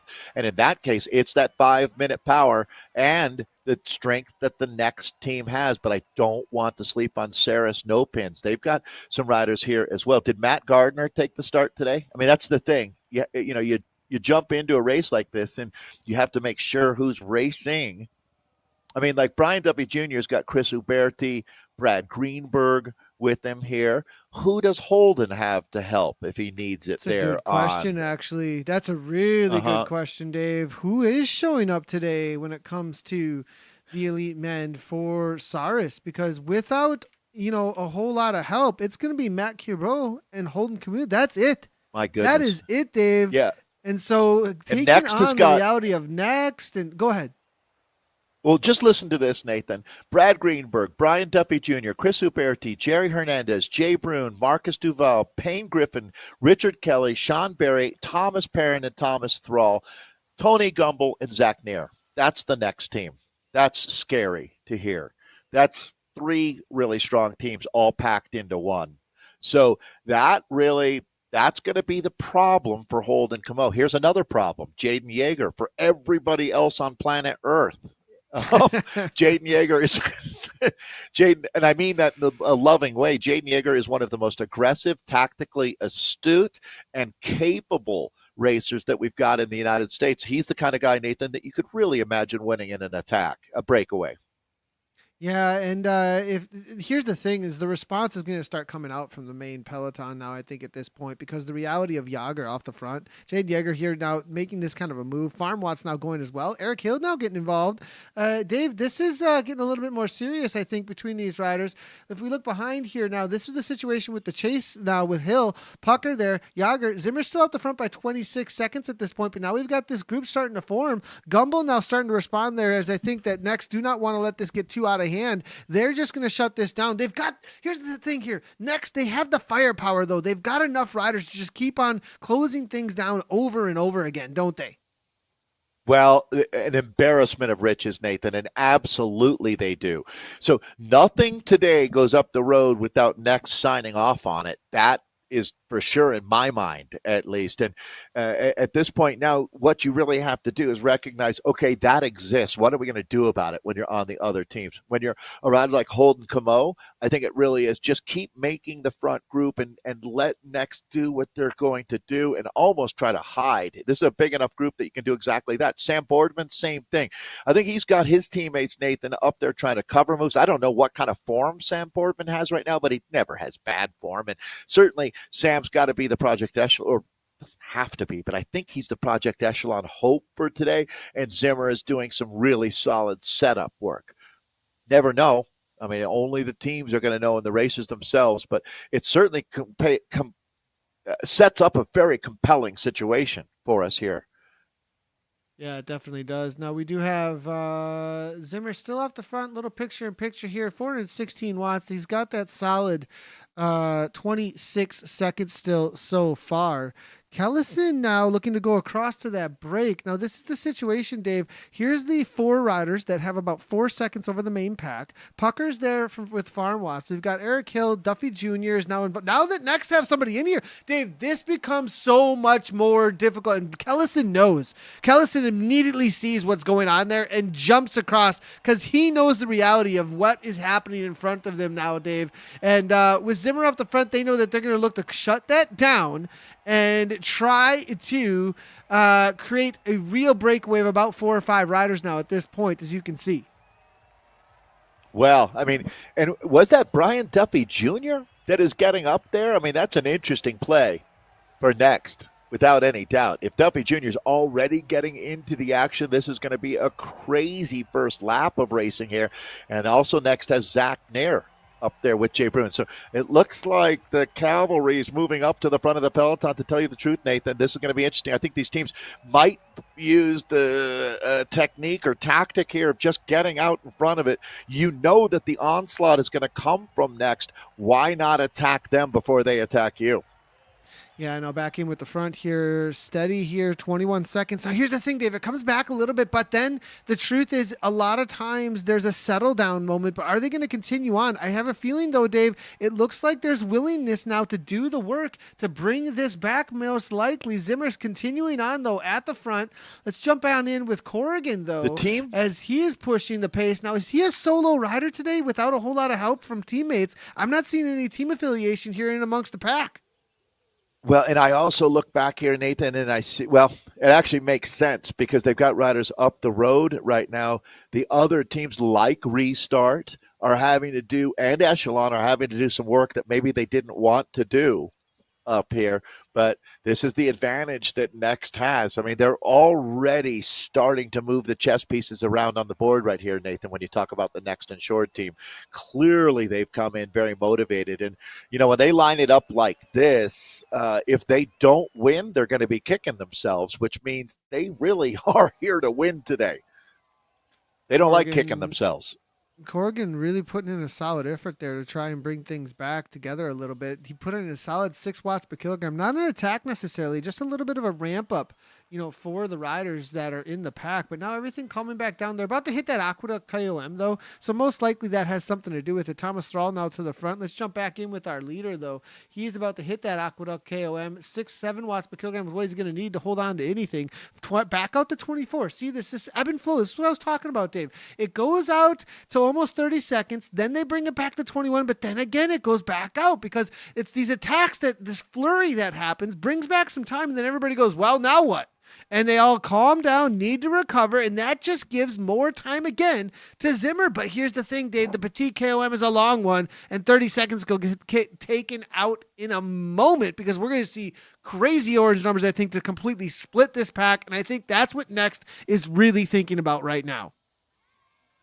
You know, Restart, Nathan, is the team that we need to talk more about in my mind. They've got Matt Wheeler here. They've got Neil Freyette. Freyette is sitting second. Well, actually, now I'm going to have to go look at the results after the first 2 races. As I believe he's got a win and a second at this point in the first 2. So he hasn't been off the podium. The American has been absolutely incredible riding for that Restart presented by Alex Coe team. So, you know, Restart has seen a real renaissance, if you ask me, Nathan. And they've been racing well out here today.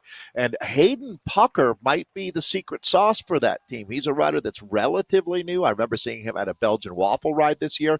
He's got the goods. Actually, Restart, not all. I'm not sure if Matt Wheeler's in Wisconsin, but there's a pretty strong Wisconsin base to this team.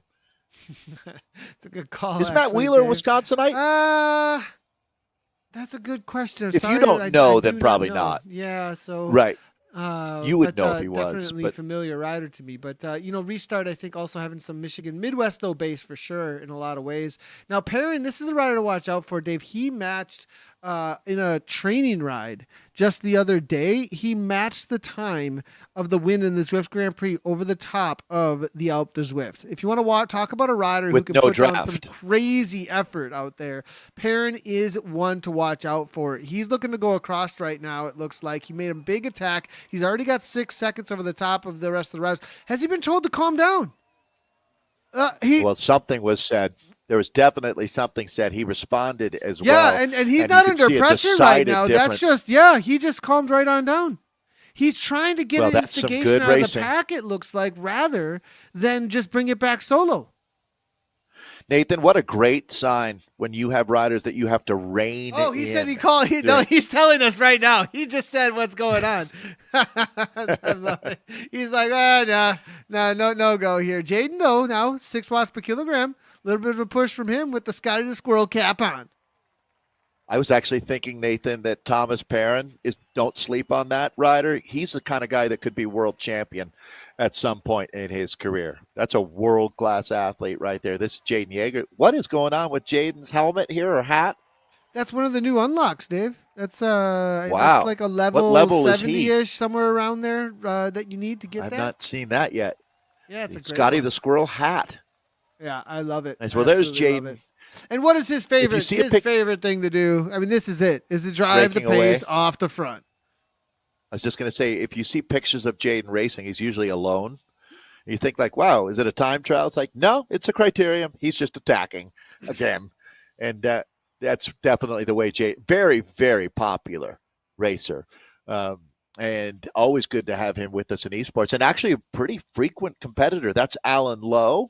Alan also looks like an upbeat human being. Love it, Alan. Keep it up. Is Alan up here in this group that we've got on screen? Remembering that Matt Zimmer is up the road, but that gap is coming down under 20 seconds now for the first time in a little while, as it looks like the chase is activated here. It's not full on, but it's not far off from that. You can see in picture, that's going to be Mr. Zimmer, our solo leader, just a little bit up course from the group that you've got on the main screen right now, but they're not giving him much leash. 43 kilometers per hour, 43 kilometers per hour. We're now up to 44 for the main pack at this point. No, the leash is not enough at 20 seconds now as they're about to hit the bottom of the climb. A name that we haven't necessarily seen a whole lot just yet. Can you help me? I race against this guy too once in a while, and I can never get this name correct for me here, but it is going to be for Project Echelon. Our man here, help me out, Dave. You got this one for me? Olenziak. Thank you so much. I would have completely murdered that if I would have tried. So appreciate the help on that one as they're making their way toward the climb here, Dave. In just a moment. I don't even think I got it right. It's Olenziak. Yeah. So there we go.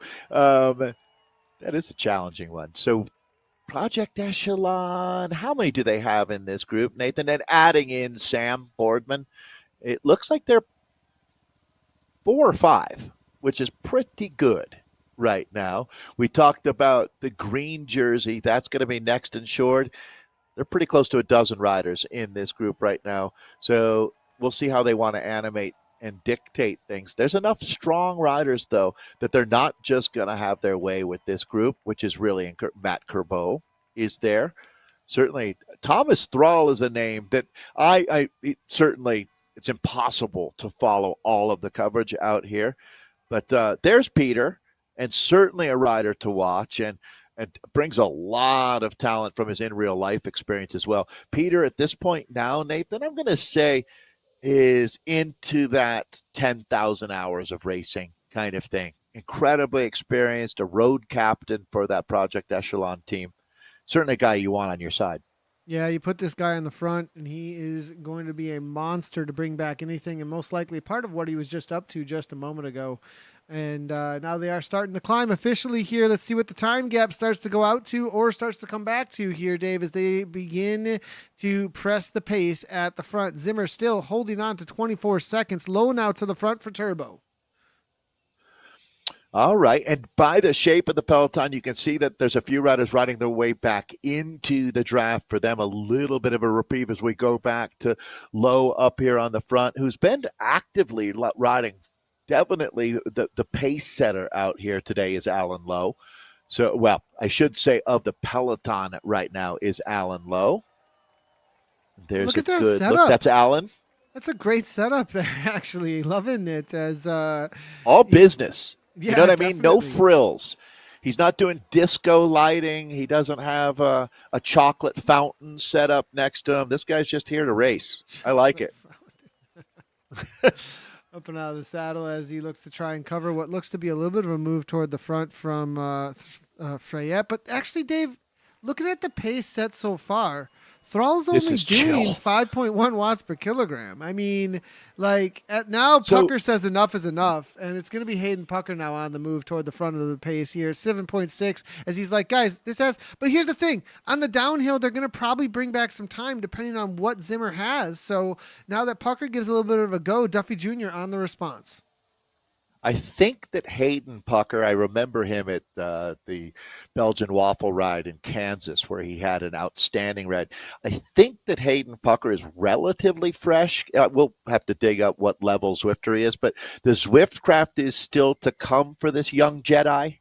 And there's definitely going to be huge things happening for the restart rider. But right now, he's sort of getting a couple riders to come up and join him, Near and Duffy. That's some heavy-duty company, to tell you the truth. Dave, look at the damage. Look at what happened. I mean, Lowe was just on the front. Wrong. Kellison, I mean, this is starting to really tear apart. You know, I have to take that back. I thought what Hayden Pucker was doing was just dangling off the front and kind of just being there to be there. Not at all. Hayden, I apologize. He's making the race. Look at the damage that Hayden Pucker is doing right now. So this was not some little racing incident off the front. This was a man who went all in.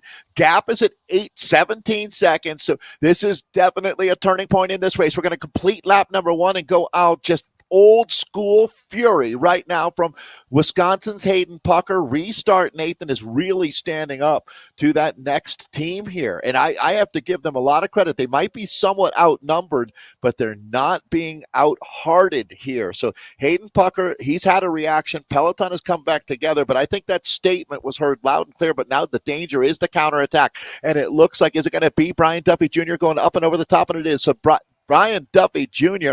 is going to try to counter that. And here we go. That's Duffy Jr. now. One of the greatest hopes for an American national championship lies on that man's shoulders. Look at him holding on to the earbud there. Hayden's tough. Getting a little bit of conversation, it looks like, from the team car. They've got 2 seconds. He's trying to hear him. He's like, it's done. He takes it out. What's happening? I'm wondering, he needs a different earbud. He needs a different earbud because he's trying to hear it. He's not getting the directions that he needs here at this point, it looks like. Farm Watts now continues on. It looks like Farm Watts on the continuance here. Are they going to get a response? Is Next going to do anything? Look at how many Next riders, though, Dave. Look at this. Oh, my gosh.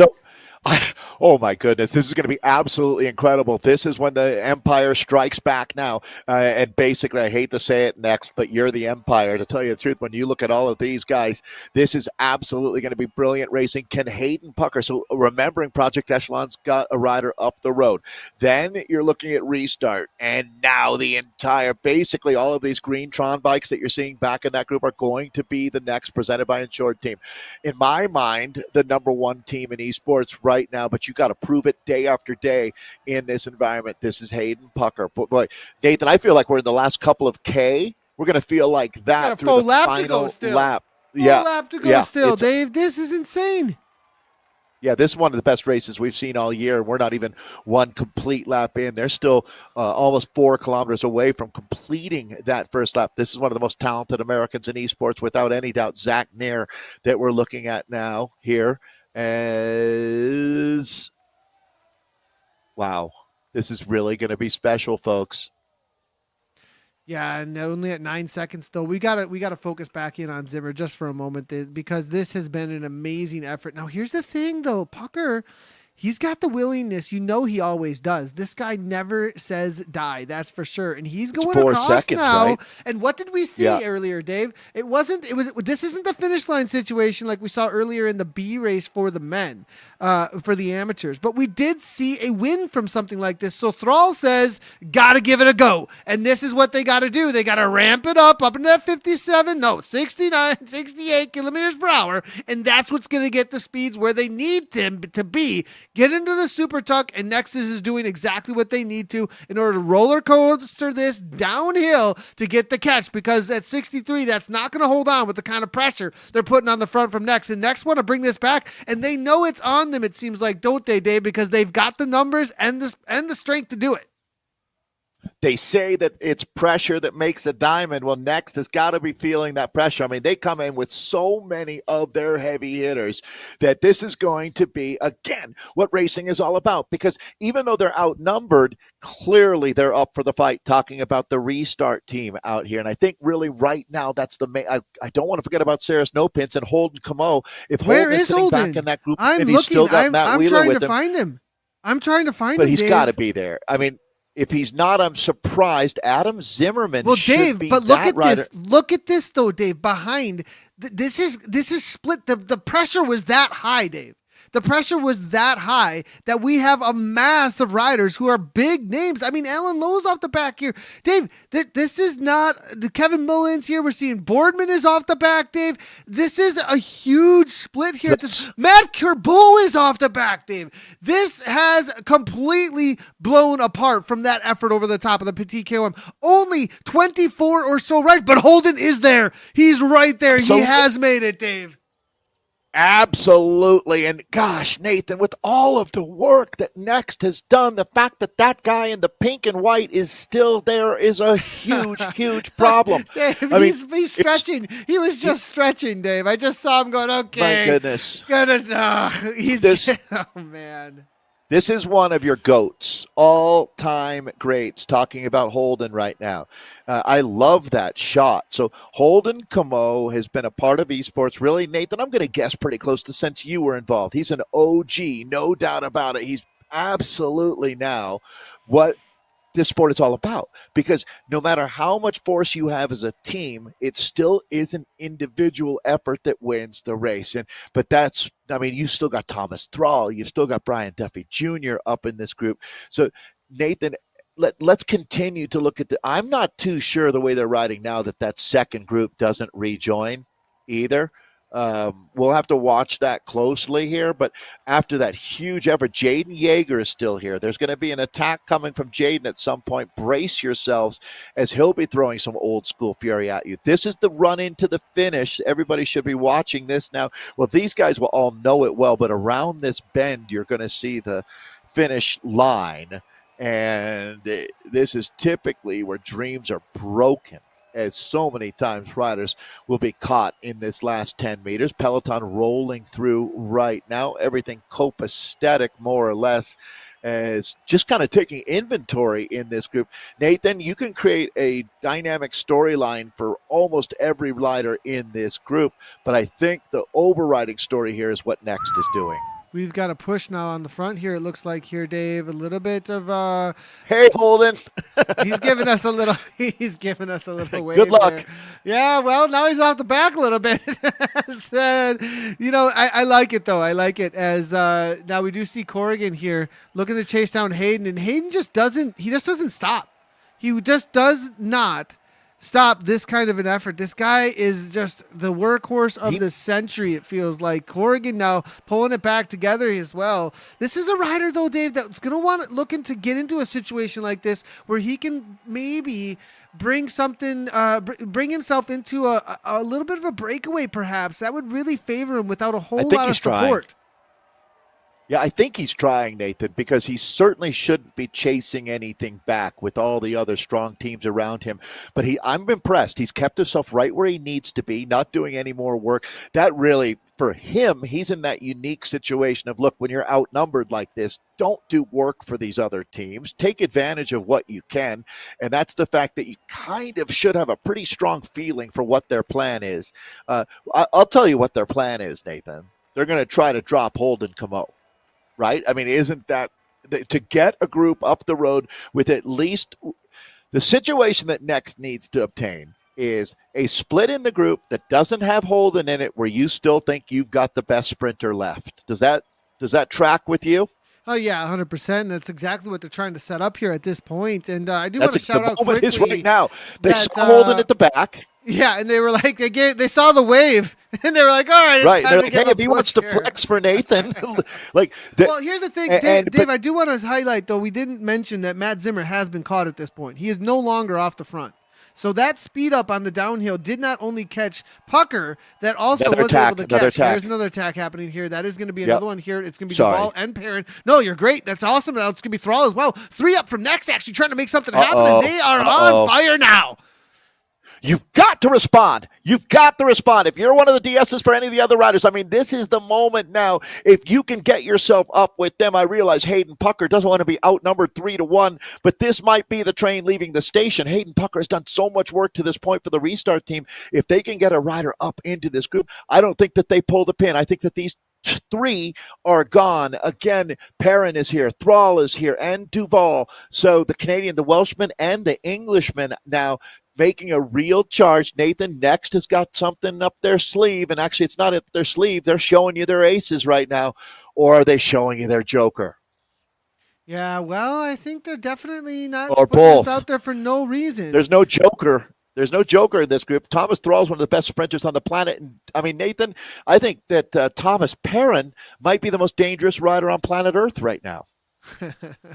Well done here so far. Loving to see what we're seeing here from the men off the front from the next eSports. It looks like Pucker here keeping things in check. That is going to be Restart that's actually doing the work rather than Project Echelon, Dave.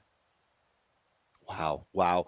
Well, Echelon now, Nathan, is there any chance in your experience with the esports that the other teams will be able to combine their effort? This is a huge problem. I mean, I get it. The gap is 6 seconds, but look who you've got up here. Thomas Thrall, one of the best sprinters in the world. Thomas Perrin, one of the biggest engines in the world. And Duvall is here as a third rider that is the difference maker right now, but the peloton is absolutely responding, and that's going to be Jaden Yeager leading the chase with Zach Nair sitting on his wheel. Did Zach Nair change teams, Nathan? I hate to acknowledge that I'm confused here. Project Echelon is what he's riding in for as far as the kid okay, goes. so he That was is with the kid goes. Next Yep. previously. Yeah. Yep, so that okay, good. That answers my question. So we're going to shift gears here real quickly. I do want to apologize again about the women's race coverage as far as the images go, but we do have the winner as well as the results, and we are going to shift gears into that here real quickly. Elise Gallegos was able to take it down actually by 1 second, it looks like, over the top of Kristen Kolchinski. I think it was Elise and Kristen off the front from what I'm seeing here is most likely a breakaway situation. It was Liz Van Houweling taking third for a sprint to the line. Stephanie Sedlick there, followed up by Sarah Roach. It's going to be Jen Reel, M. Nyquist, and then Christy Tracy. I have a feeling that's a pack that formed at the back after some sort of attack, Dave. Dave, I know we're trying to do a crystal ball here. We were able to bring the images. Again, I am so sorry, everybody. We tried as hard as we possibly could to bring them in. There was just a little bit of a failure in the background. But Elise, that is a huge result for her after what we saw from her last week. That is massive. Elise Gallegos has been making huge step forwards. I'll be honest, this has got to feel absolutely incredible for her. Nathan, how many times have I talked about victories are one thing, but it's really internally and externally going to be judged by the quality of the competition when you won. When you look at your podium, and it's KK, Kristen Kolchinski, Liz Van Houweling, Stephanie Sidlick, and Sarah Roach. That's world-class podium. Elise Gallegos has arrived as an esports star. Congratulations, Elise. I know a lot of work has gone into that, and you certainly earned it. Elise is a tremendous sprinter. You nailed it, Nathan. She went to the line with KK, who's one of the best in the world. She's a Hall of Famer without any doubt. So, Elise, congratulations. You did it. That's a world-class win. They'll never take that one away from you. 100%. And I think we can quickly Isn't that here, cool? bring I'm so in... proud of her. Yeah, great job from Elise. And Elise, yes, we can hear you. Dave, just as a heads up, it will only be Elise will not be able to hear you. I just needed to get a heads up for you with that. But yeah, Elise, great job out there. Yeah, Elise, can you hear me? Okay. Hey, Elise. I don't know what's going on. Elise, do you got me? Check 1, 2. No go. Let's double check this here quickly, and should have. Well, apologies on that, everybody. We're trying to bring in Elise, but it looks like it's not going to be having for some reason. We'll see if we can double fix that for you. But we do have the attacks going here in the men's race. But again, Elise, awfully proud of you. So we're going to take a look now at a men's race that has never backed off. I mean, maybe for a moment it was a tactical masterpiece. Now from our friends at Next and Short, Hayden Pucker still up here. So Nathan, just to be clear, this group now, this is the front of the bike race. Thomas Perrin is our leader. He's got Milt Sharp, who Nathan Milt Sharp is showing up in an interesting situation. I don't know that Milt has raced before. Has put together some pretty incredible power numbers. Level 63 Zwifter, so a lot of experience on Zwift, but a bit of a wild card here. Yeah, and now what's the situation here on course, Dave? Looking here, it looks like it's all come back together, actually. They were able to bring back that attacks now with it all back together. What do you think the plan will be here going forward for Next, as well as, I think, Restart and Project Echelon are the main ones to be watching out for? My guess, Nathan, is that Next is happy with the situation right now. They've run some riders up the road. Now, this is exactly what you need to do. So, again, he's back at it. Zimmer attacking. This is the second time that Zimmer has done this. Echelon, remember at the beginning of the broadcast, Nathan, I was saying, look, the only way to beat Next today is to get out in front of this problem. If you wait for them to attack you, they're going to kill you. But if you can somehow crack the code on getting out in front of it, then maybe you've got a chance. And that's exactly what they're doing. The Next team right now is about half of this chase group, to tell you the truth. Something not quite half, but more than a third of these riders representing one team. So they're going to let this go up the road. Every time that they do this, it actually works out for them, Nathan, because they're going to let other riders burn their fuse down and even have less to have to worry with. But the real problem for them, and I'll continue to harp on this, is that they've got to deal with Holden. And I was just looking for Holden. He's sitting about 2/3 of the way back in the peloton in the white and pink there. That's the Saris kit, and that's their main adversary. But where am I going wrong here? Because Hayden Pucker, Nathan, is a huge problem for them as well here. So it's not just Holden Camo that they haven't guaranteed the win yet. This is not to deal with. And another one, to be fair, I mean, it's going to be Milt Sharp. Yeah, and Dave, I mean, we've really whittled this down, haven't we? Yes, he is. He is. Yeah, he is. And we've really whittled it down now at this point. So it's really great to see. Very well done by all the riders that have made this main crew. As you can see it. Now, as far as the riders, I want to get a good look here at the numbers from the team. Like, I'm looking here and I can see that it's going to be Next with 1, 2, 3, 4. I mean, 5, 6. Is that 6 riders from Next able to make this here, Dave? Yeah, it is. And I mean, that how many Restart are here? Did Restart get 3 into this group? Yeah, a little bit of attack which here wouldn't coming be in bad, from Next. It looks to tell like you the 9, truth. 10 watts per kilogram. Bruin now trying to follow that up. And they just, I think what's going to happen here, Dave, they're just going to continue to put the pressure on to try and snap this until it does. They've got the numbers to do it, Dave. Why not?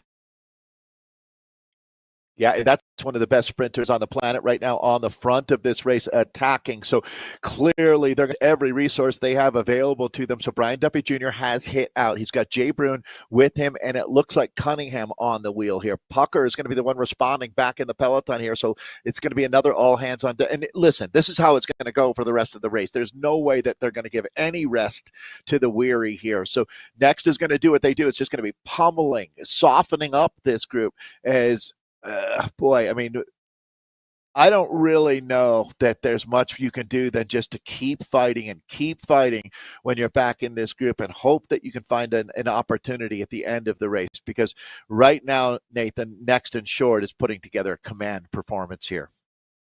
Yeah, and this is now Pucker coming across. Bruin's able to make this here. Near gets involved, and I have a feeling this is going to start getting to the point where they're going to start letting things go, getting into the back end of this race. No one's going to chase, and there's going to be so many in this chase group here at this point that are going to have the advantage of this. But now, as you can see, Milt Sharp looking to go across. No teammates there. Thrall going to cover it though.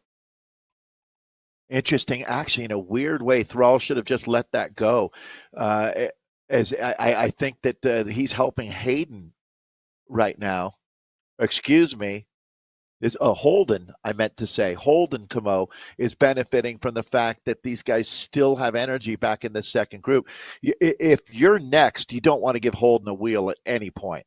Yeah, and Holden is off the back now at this point. That puts him in a lot of trouble, group, doesn't it, Dave? I mean, this is a serious situation. Frey's here as well. Is Restart off the front with this? And they are, I think, with Pucker. So you finally have an opportunity where there's a split. You've got Holden in the second group. If you're next, you've got to roll this now. I mean, I would. That's for sure. Take advantage of, at least make him work to try to close down this gap. Who's leading the chase of the second group right now? I can't quite see because that Canadian flag, but it doesn't look like Next is. So that's smart on their part. Clearly, they're not going to want to chase down their teammates in the front group here. But who's left to help Holden out? Because he's not going to do all. He's playing his cards now. Bit of a bluff game from Holden right now, Nathan. Yeah, now you can see here Alex Tenselhoff looking to go across. Big move coming from him out of the US of A. It's going to be Freyet now jumping on that as quickly as he can. Turbo, we forgot about them for a moment that we're still sitting in here looking to go across. But that's interesting because that's only going... Now, here's the thing is that... Here comes Zach. They're not involved, are they? Oof. Turbo is the only ones that are not involved here. So Tenselhoff now trying to make it happen. Yager now coming over the top. Milt Sharp still there. Dave, this is touch and go for this back group. At 3 seconds up the road, what's the front group going to continue to do is a big question. So two things. Who's driving the front group and who's driving the second group? That tells you really what you need to know. I mean, if you're in a breakaway, when you look over your shoulder, you have a really good feeling for your chances just knowing on what teams are committing to the chase. So what we do know is that Brian Duffy Jr. initiated this move. And Nathan, do they have, so is it 4? It's going to be a restart, 3 Next, and 2 Echelon, right, in that front group. So if that's the recipe that we've got, I think every team probably going to be as close to satisfied. I mean, they say that a good compromise is when everybody's a little bit unhappy. Well, everybody's going to be a little bit unhappy with what's going on in that front group. But the team that has to be happy is Next, that they don't have to deal with Holden Camo. This is really great racing. This is what tactics are all about. Milt Sharp now off the back. I heard Holden Camo. I mean, I saw Holden Camo just making a comment about that actually just a moment ago. So things are obviously starting to split. It looks like Roca unable to make the move here as well. Camo at the back here as the pace continues to pick up at the very front. They're going to catch. Picture-in-picture. The catch is going to be made. You can see in the picture-in-picture just off the back there is that main group. So this is the catch being made perhaps, but still it's Tenselhoff going across actually and Duval shutting down. It's out to 3 seconds again, Dave. So someone's jumped across, and now do they keep the speed high enough? Because look at the pace, 45. The group behind is the one main on screen. The group going away at 48 kilometers per hour is ahead, Dave. Well, and this is where Holden's going to have to make a really tough decision. I mean, as I said, he's been bluffing and willing to sit back in this group, and he's going to continue to stick to it, and I don't blame him. You got to commit one way or another. You can't keep flip-flopping back and forth. So going back now, wow, everything is at play. We're down to 10K, little over 10K of racing with 2 significant features coming up. Nathan, they're absolutely, so I have a feeling that what Next is looking to do is absolutely explode this bike race on Petite KOM, the final climb of this race where you've got 2.7 kilometers at 4%. That's a launch pad. They're going to have to deal with Zach Nair. I mean, Nathan, remembering that Zach Nair, a longtime Next Insured team member, now racing with Project Echelon, and he certainly is going to be a hard-to-handle rider for them. I mean, I've talked so much about Holden Camo. If it comes down to a sprint, yes, Holden Camo's the man to beat. But in this case, Zach Nair is a completely different kind of problem. You're battling against crocodiles and rattlesnakes out here. Well, you can see behind here, this is the damage to being done at the front there by Next with Brian Duffy Jr. just setting the pace. And Dave, there's riders just getting shelled, Dave. This is the race being over for them if they do not make it happen right now. Project Echelon off the back. Here's Gervais. It looks like now Sharper's gone as well. It looks like another Hernandez here. Gregner Hernandez unable to make it, Dave. So, I mean, there's rider after rider not able to, and come on, they've done it, Dave. This is gone. If they've got enough next up ahead that they can just drive the pace, but then are they just driving the pace for other teams here at this point that can sit in, but Pucker's doing the work?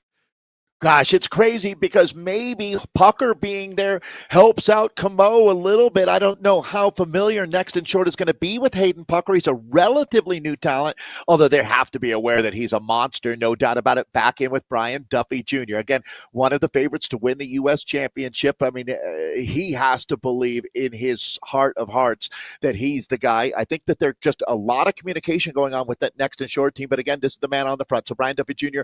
driving this group. Nathan, the other two riders with him here. One of it's going to be his teammate. That's Jay Brune, another U.S. Worlds team member, and all-around danger man in Hayden Pucker. So, Nathan, boy, I guess I'll take the risk with Brune and Duffy Jr. Having Hayden Pucker with you, certainly not desirable, is it? But I mean, you got to take what you can take. You do, and it's going to be Perrin here. No, it's not Perrin, it's Brune. Excuse me, sorry about that. It's going to be Brune right alongside of Pucker and Duffy Jr., three riders. Tenselhoff looking to try and go across here. Corrigan's back here. Thrall's there as well. Uberti, Freyet, Perrin, Cunningham. Now, here's the thing, Dave. 2 seconds back only. They're going to jump back on. Now this all kind of resets. Now, this is not a full reset because there's still three off the front. If they let them go, Dave is turning into an every man for himself in a moment. Next, trying to push the pace again and not let him come back. Perry now jumps again. All hands on deck is the cry being made in that peloton as we take a look at this group. Now, Next is not going to chase down their two teammates. They got two up the road. Restart also. Nathan, I think that they're going to be happy. This is Neil Freyet. Freyet has been the top rider in this series so far. He's got a win in a second, and there he is, Freyet for the Restart team moving up. So he does have a teammate. Remembering, I hate sleeping on Restart. That jersey's relatively similar to me, but remembering that Restart has got a few different actors in this play, and they're absolutely going to be animating and dictating into this finale. That's going to be Neil Freyet. We said that Neil was racing out of Ballard, Washington, just right there on Lake Union in Seattle. So he's absolutely got the ideal situation. It's probably about 50 degrees outside. It's perfect for running your engine hot like this. Neil Freyet looks incredibly comfortable for everything that's going on. Back to the front of the bike race. This is the Tête de la Course as we're down to, let's call it 7K of racing. These three riders with a 13-second advantage. Nathan, I don't really think they're coming back, to tell you the truth. Yeah, it's interesting, Dave. That just continues to open up. I don't think so. Now it looks like it's going to be Project Echelon with Zimmer seeing the writing on the wall, doesn't he, Dave? As he punches. Yeah. This is a big effort here, but going right into the Petite KOM, Dave, to throw down that kind of an effort's going to really hurt. But can he do it? Because it's way out. It's going to be completely out of the ability to reel it back in. You can try and set that hook, but at this point, Dave, these fish are swimming downstream. I love the fact that this man is willing to commit to something like this. Just go all in, push all of your chips in the middle of the table, and let them fall where they may. This is the front now, going back here to pick up our three leaders. Again, the race situation has us very rapidly moving into the finale. This group, it took a lot to get here, Nathan, no doubt. I think really our rider of the day is the man that you got queued up. Call him Farm Watts. This is Hayden Pucker. Hayden Pucker has been breaking through in this sport. That 9.4 on the sprint side of thing, I think that they'll see a higher number, but is that what he's got? I wonder. That's got to be low. That number will be well over 12 when this race finishes today, I would think, as he's going to have the first real sprint against the big dogs here, because he's a better rider than those numbers show you. I'll just say it.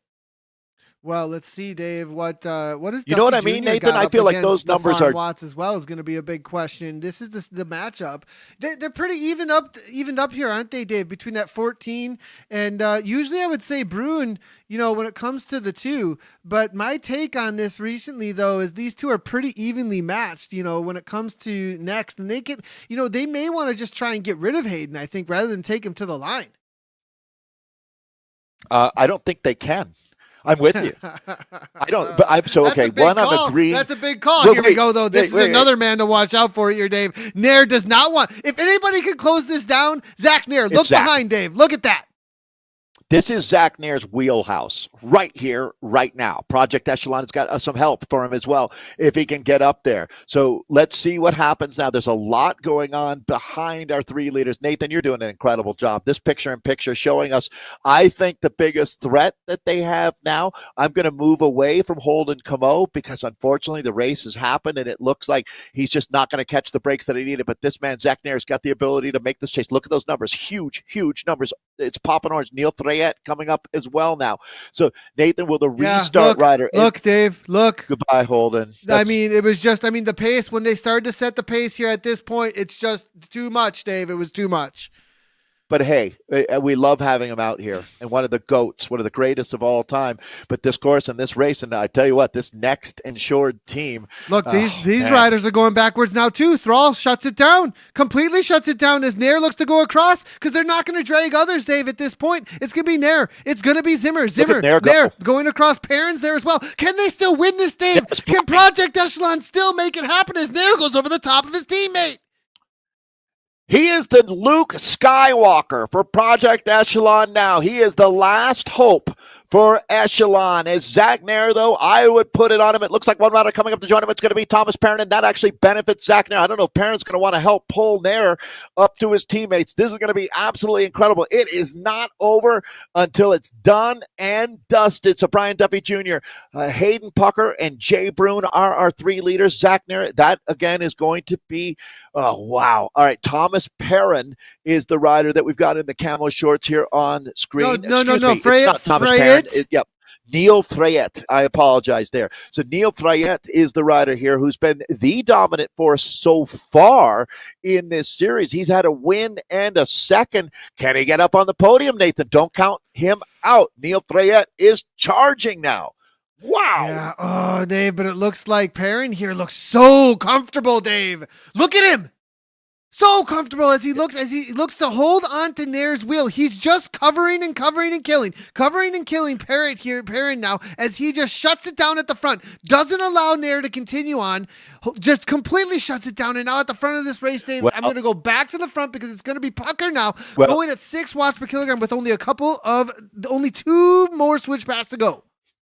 If I had to guess, Nathan, and cover your ears, Hayden, I think that Brian Duffy Jr. is the man for this finish. He's done the work. He's got the teammate Jay Brune with him. So Hayden Pucker's got one chance, and that's going to be, what kind of surprise can you pull off on a race like this in a three-rider group? There's nowhere to hide. But I don't think he wants to sprint with these two. But nothing is given. There is no gifts in this sport. Obviously, Brian Duffy Jr. is going to have to earn this one, but I think he's got it where he wants it, Nathan. That's his teammate now, and I mean, they might even be racing at this point at 18 seconds. He's still, and I would encourage him to do exactly that, at least force Nair to chase into the final K until you know that your teammates are gone for good, because Zach Nair can pull a rabbit out of a hat. It's true. And I mean, when it comes to the final Ks of any race, Zach Nair's always a favorite at racing at the highest levels for well over a couple of years now at this point. Zach Nair is a monster when it comes to closing it out. But here at this point, it's 4K to go at 17 seconds, Dave, and they've only got a couple of switchbacks to go as Duffy Jr. presses it on. They're going to go around this corner and then another left hand, 2 switchbacks to go. They'll see the KOM in the distance there, and then it's all downhill. But will they start looking at each other because Pucker is still there with them? Can they sacrifice to the line? Do they have the confidence for the kick, Dave, to just allow themselves to do the work? Yes, they do. I really think so, Nathan. But as a matter of fact, I'll sign off on that. I'll rubber stamp it. But here's what's incredible to me is Zach Nair, Neil Freyet, and Thomas Perrin representing, again, 3 of the biggest teams in this race. Zach Nair with Project Echelon. He's their best hope for the win. But I think that's starting to fade as far as the chances of making the catch. Thomas Perrin riding like the consummate teammate out here as the British rider has been sitting on. That's the front 3 that we're looking at now. It is I can't be the only person that thinks these jerseys are pretty darn close here as we take a look at they are. Hayden They're Pucker. they're very Hayden close. Pucker up on the front. Brian Duffy Jr.'s second wheel, and third wheel is going to be Jay Bruin. We see Jay Bruin put some really great rides together. He represented the United States at the World Championships. He's a chemical engineer. Remember when we had a chance to talk with him, Nathan? Such an interesting human being, great guy, and really talented racer. But this is a situation that in Bike Racing 101, with two riders in a three-rider group, and two of them on paper have the best sprint, this is their race to lose. I think we started the broadcast by saying that, and they've continued. Hayden Go ahead. Hayden giving a little bit of in game there. We're looking at Jay Bruin in the lower left-hand corner there as he's holding on to the back. And is it going to be a setup for him or Duffy Jr.? I mean, Duffy's taken a win so far in the ERL. I mean, the current situation. I mean, did you think they're working for him? Yeah, most likely. Yeah, absolutely. Well, he wins the series. Or no, excuse me. He's only done one race so far. He's got a win so far. But I have to think that Duffy Jr. is why they're here, what they're doing. And this is a dress rehearsal for the finale of the national championship next week. And that is what they are all about. Our friends at Project Echelon have done a tremendous job of creating great opportunities for racers. Now, he's not on their team, but that's part of the American racing ethos is we create a fair, level playing field. We ask the best American racers to come and show us what you got. And I think today, Brian Duffy Jr. has shown that he's in the very short list in that conversation. Nathan, I'm going to be very impressed if they can beat him today. I think Jay Bruin, his teammate, would be the biggest danger that he has, and Jay Bruin is not here to for that purpose. We'll see. I don't know, Dave. We'll see. Duffy Jr. was on the front a lot on that climb. I see Bruin sitting in. Do they want to split up the wins a little bit, perhaps? Maybe they're not as interested in the series overall. Yeah, it's interesting. My thought, if I was directing the team, was, guys, this is a dress rehearsal for us.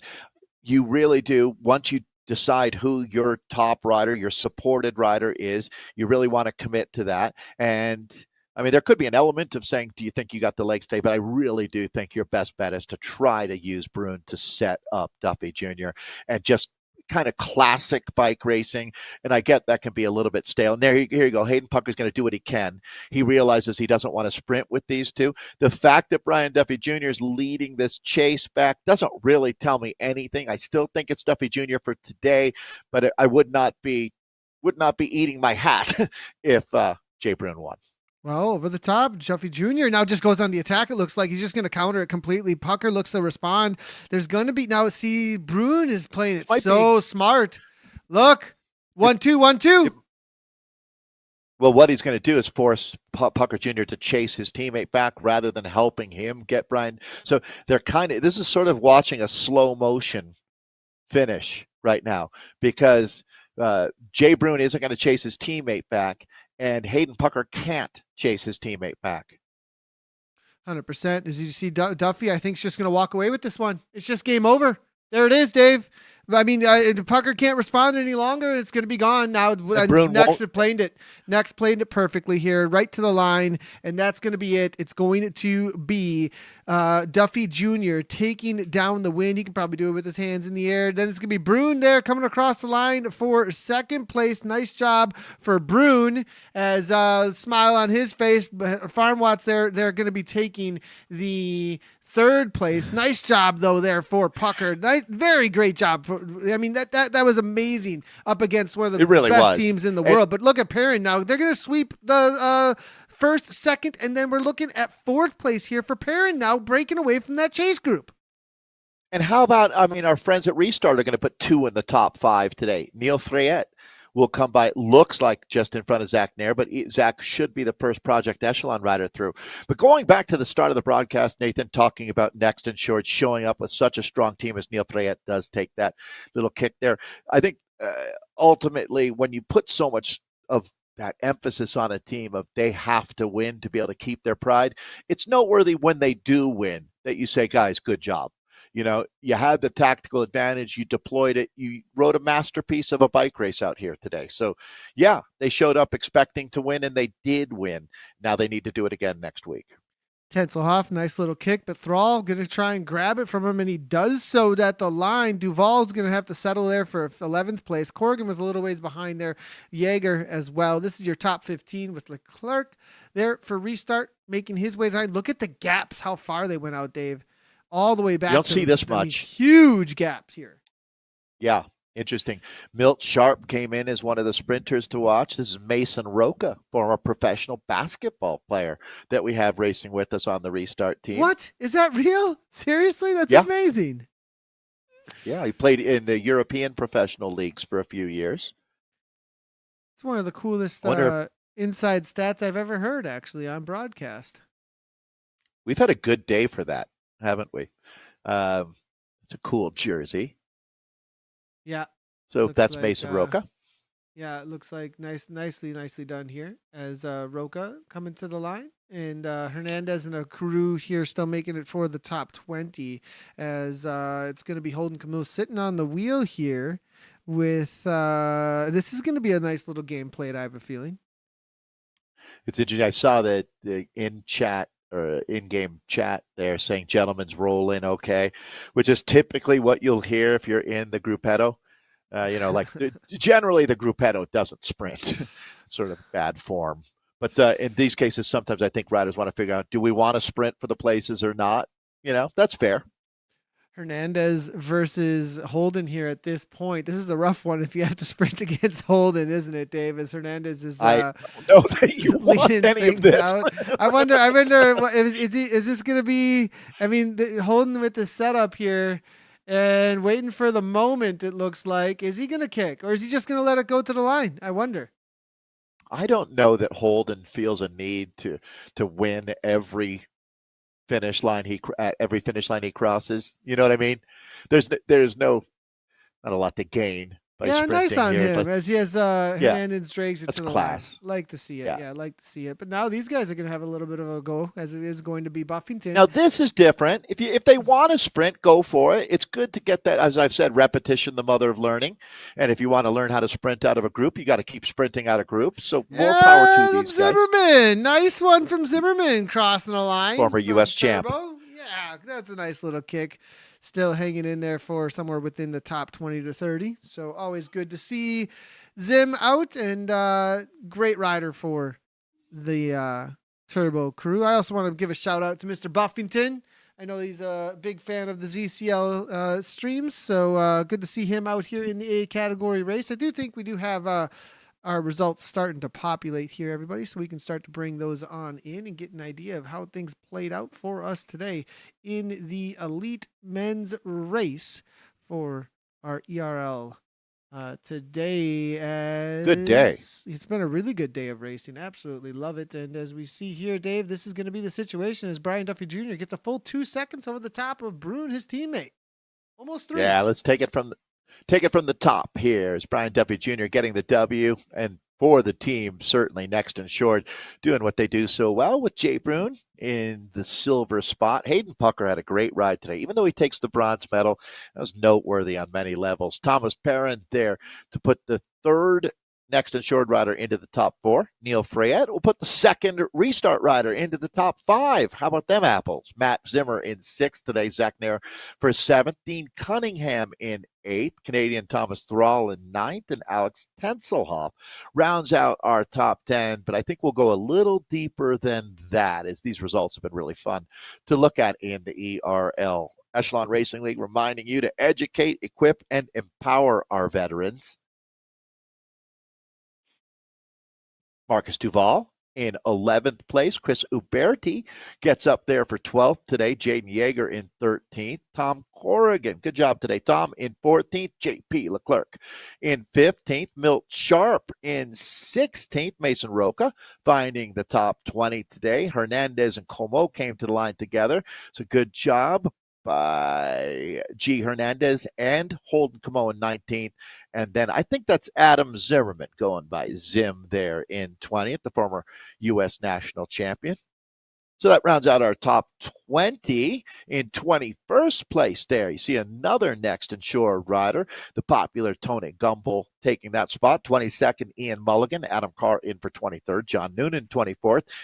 Is Nathan mentioned, our longtime fan and friend, Andrew Buffington in 25th, Nate Sovic for 26th, Niall, good job by the Oliver's Bike Workshop rider in 27th, Eric Hill, the mastermind in 28th, Laurent Gervais in 29th, and then Mike Gortmoller in 30th. I would love to run through all of our racers. They all put a huge effort out there. So we'll see what happens. There's a big name. R.C. Ivany in 31st. And there's some hitters out there today. Matt Kerbeau in 32nd. Michael Reidenbach in 33rd. Wyatt, great job. 34th today. Mike Sarnecki in 35th. Christian Calderon for 36th. Nate Weekly found 37th. Pete Butler in 38th. Paul Napier in 39th. Kevin Metcalf found the top 40, but we're not done. 2 riders left here in our elite race today. Ian McCarroll for 41st and Fred Meredith rounding out our 42 starters. Each and every one of you put a great effort out there today. There's Thomas Perrin, 4th place today. Yeah, Thomas Perrin coming in for 4th place today. Thomas, see if I can bring you in here real quickly. Thomas, can you hear me okay? Hey, guys. Hey, how you doing, Thomas? Nathan. Oh, you can't get me, but you got Dave? Dave, go ahead. Oh, can you hear me? Hey, Thomas. Hey, Nathan. How you doing? Hey, great job out there. What was the team plan today coming into this one? You had numbers, you had talent. Did you get what you wanted? Well, we went into the race just looking to attack, send people up the road. So we were going pretty much 2 by 2 after about a quarter of the way through, with the aim to get either myself or Jay Brune up the road, who are like the highest placed in the series standing. And we know Neil from Restart is a super strong, like fantastic all-round rider, and we were trying to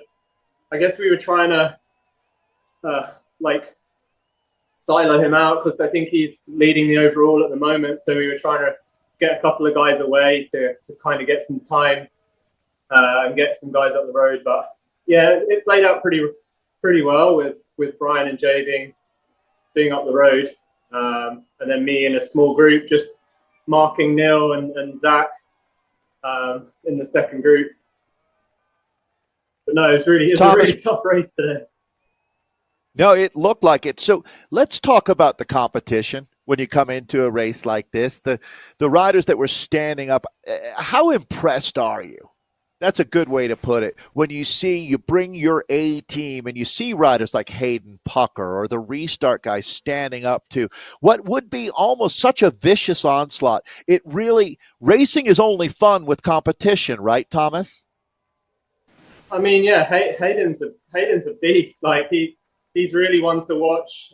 Neil, Restart have got a really talented bunch. They're a really strong group, and you know, this Echelon Racing League has kind of been one that I've kind of pulled out to focus on because the racing standard's so high, and it's really good to show up to these races with some form, or at least be feeling good for it as a bit of a focus. And the competition's, you know, it's really high. Like, it's a really high standard of racing to have on a Saturday. Yeah, it's really good alongside, you know, focuses like Zwift Grand Prix and the Zwift Games coming up.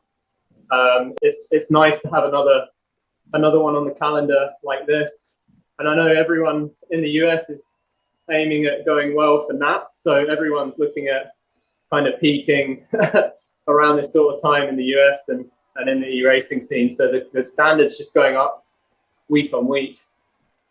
I'm gonna see if we can bring in Brune, John Brune now. Sorry, because thanks a lot, Thomas. Appreciate the interview, and we'll go ahead and jump across over to Brune.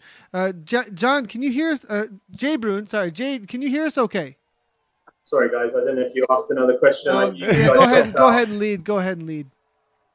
Hey, thanks. So, hey, Jay, great to see you. My question first up is, when you come into racing like this, how hard is it to control the narrative on a day like today for your next team? You tried many things. It did work out, but wow, that was fun to watch.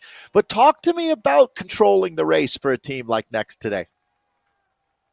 Yeah. I mean, that was our plan from the get-go, was to be aggressive and try to get somebody in a break, either myself or Tom. And I think I just happened to be the lucky one to get in the break with Brian. And he deserves all the credit because he's the one that that pulled me along. I was just sitting in having fun.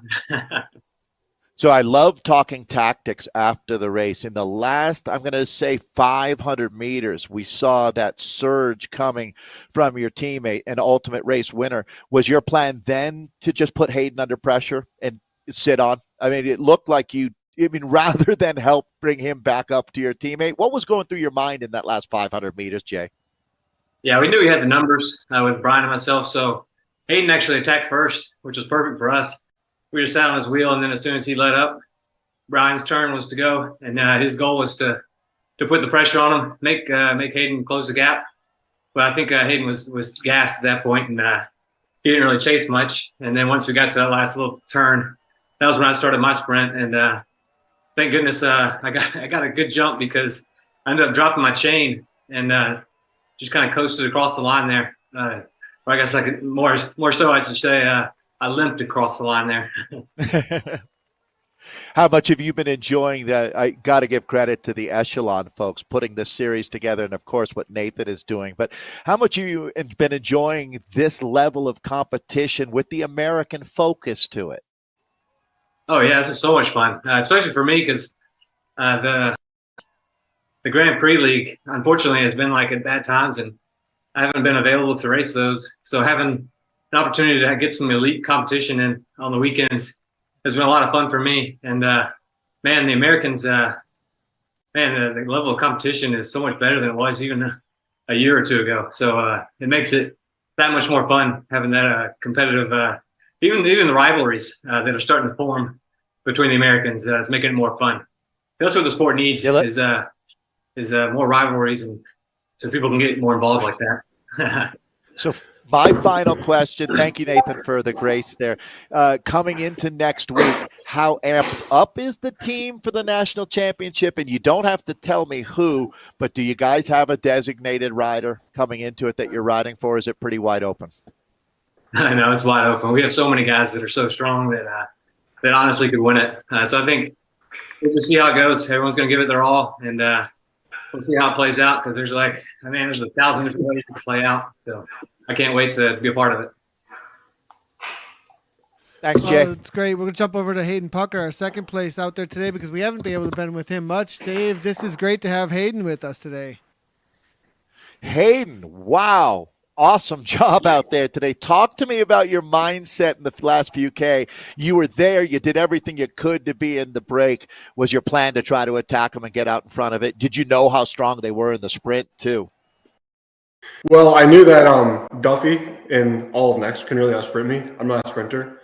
I'm more of a time trialist. So I just wanted to keep the breakaway and see what I could do in the sprint.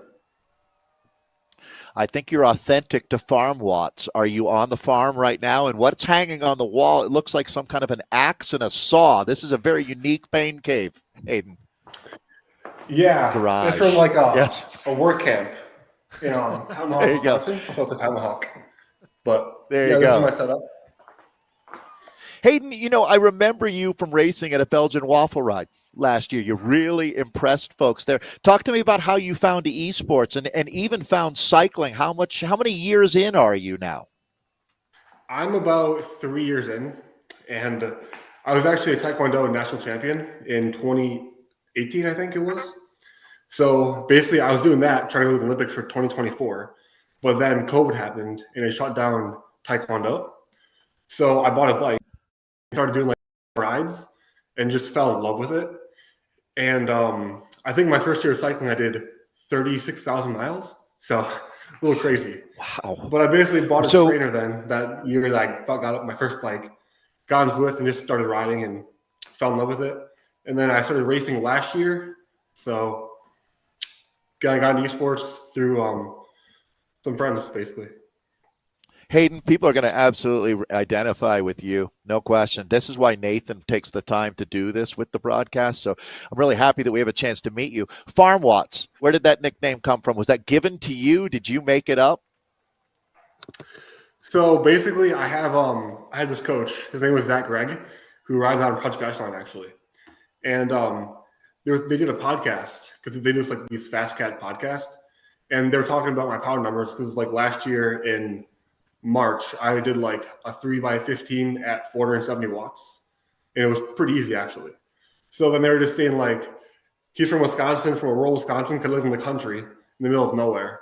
And they're like, that's farm watts, corn-fried farm watts. So I just kind of stuck with it and kind of like it. Perfect. So, hey, national championship coming up next week. I assume you're hyped up and amped up for that. Talk to me about your mindset heading into it. How are you going to win? I don't know how the first race is going to play out. It's so short that I haven't been racing on Zwift very long. This is my first really elite events. I used to just do like KISS races.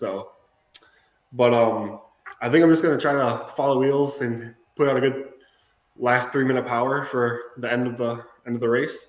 Crush the time trial, hopefully win that one, and then see what I got left for the crit. Perfect. Hayden, thanks for your time. Yeah, thanks for your time, Hayden, and good luck next week. Really appreciate you. Thank you. Well, who's this guy, Nathan? Some interloper, jumping in with a familiar face, that's for sure. Brian Duffy Jr., our winner on the day, our last interview as well. Dave, take it away for us, please. Well, Brian Duffy Jr., are you ready for national championships or what? I'm ready to go. I'm super excited. It's awesome that USA Cycling is sanctioning one this year. So it's been a big goal of mine over the last couple months, and excited to go next week. Hey, it really feels different to me. I don't know about your perspective, but just the energy around it, it feels like the most important national championship that we've been heading into. Maybe it's USA Cycling really getting on board and the hard work from Project Echelon. It's interesting how this ecosystem, Brian, even though you're on a different team, we're all in this together. Talk about that, the camaraderie you feel with esports for me. Yeah, well, the sports evolved so much. I started during the COVID boom a few years ago, and that's also when the next team started. But yeah, it's amazing having such a strong group of guys that are so committed to e-cycling. Just really helps you get better each and every day, talk tactics, challenge each other in workouts, have a lot of fun, have a lot of camaraderie. This year, without the World Championships in February, the U.S. National Championships has really served as the big milestone for the U.S. guys. So given that a lot of our team is American, although we are quite international, there's just a lot of excitement to see what we can do. So, I look at your time in the sport, and also I want to note you're severely depleting the world's carbon fiber supply with all of these bikes that you have now. So as one of the best sprinters in the sport, this is going to be a very general question, but is there anything special you do with your actual equipment? When I think about the watts that you're making and just keeping your bike attached to your trainer, is there anything special that you do? I've seen sandbags weighting down smart trainers and stuff to make those kind of watts. What's your best tip to someone like, Hayden Pucker, who's trying to make those kind of watts? Yeah. Well, I was in a somewhat similar situation to Hayden. I was certainly not a Taekwondo, but I was a triathlete. So prior to doing Zwift, I was just doing all time trialing. So I never even tested my sprinting skills. I didn't know what I could do. But once I started getting into this and started developing my power, my trainer would not stay still when I would put out a lot of watts. So I actually did develop a platform that does basically hunker down my trainer to the platform to keep me stable. But yeah, there's a lot of different tricks that people do. Some people use sandbags, but yeah, there's a lot. All right. Well, we try to keep racing fun, but I have to admit it gets intense too.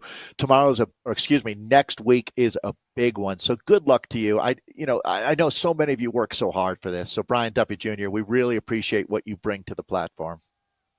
Yeah, thank you so much. And this league is phenomenal. Everyone gets really excited each Saturday when the event's on. So thank you to Echelon. Thank you, Dave and Nathan, for commentating. It's a great series.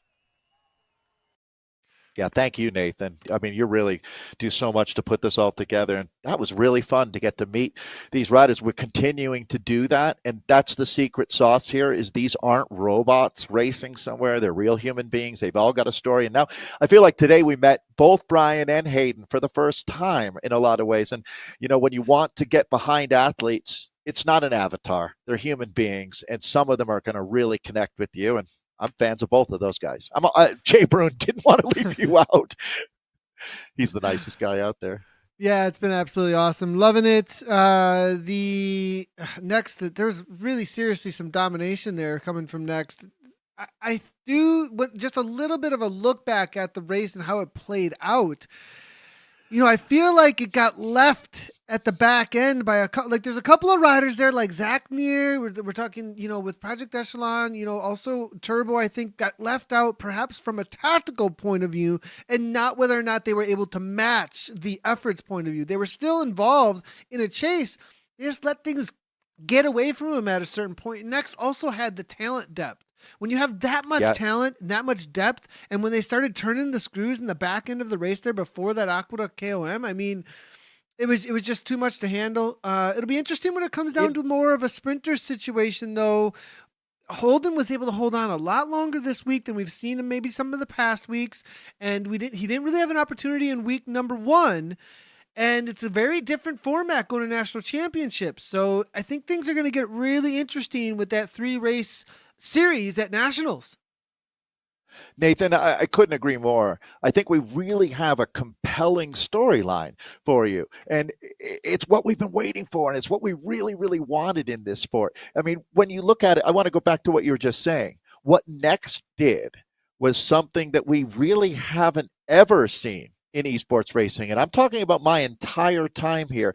They came in as a really strong team and operated cohesively, responsibly. They operated like a unit. And when you talk about Hayden Pucker or Holden Camo or the other riders in this race, what happened was they went up against a juggernaut that was operating as a team. Instead of a bunch of strong guys who all wear the same jersey, Next comes at you as an organized unit. They've got a plan, they stick to it, they honor their word. And I mean, they're like a bicycle racing army at this point. They're efficient, they're calculated, and they stick to their plan. And that's huge, isn't it, Nathan, when you talk about that? So no shame for those other riders. And what I love about bike racing is every dog has its day. And if Holden Camo was able to hang in there in the group, Brian Duffy Jr. is going to have his hands full in a sprint. Or Thomas Thrall won't be there because he's Canadian. But that being said...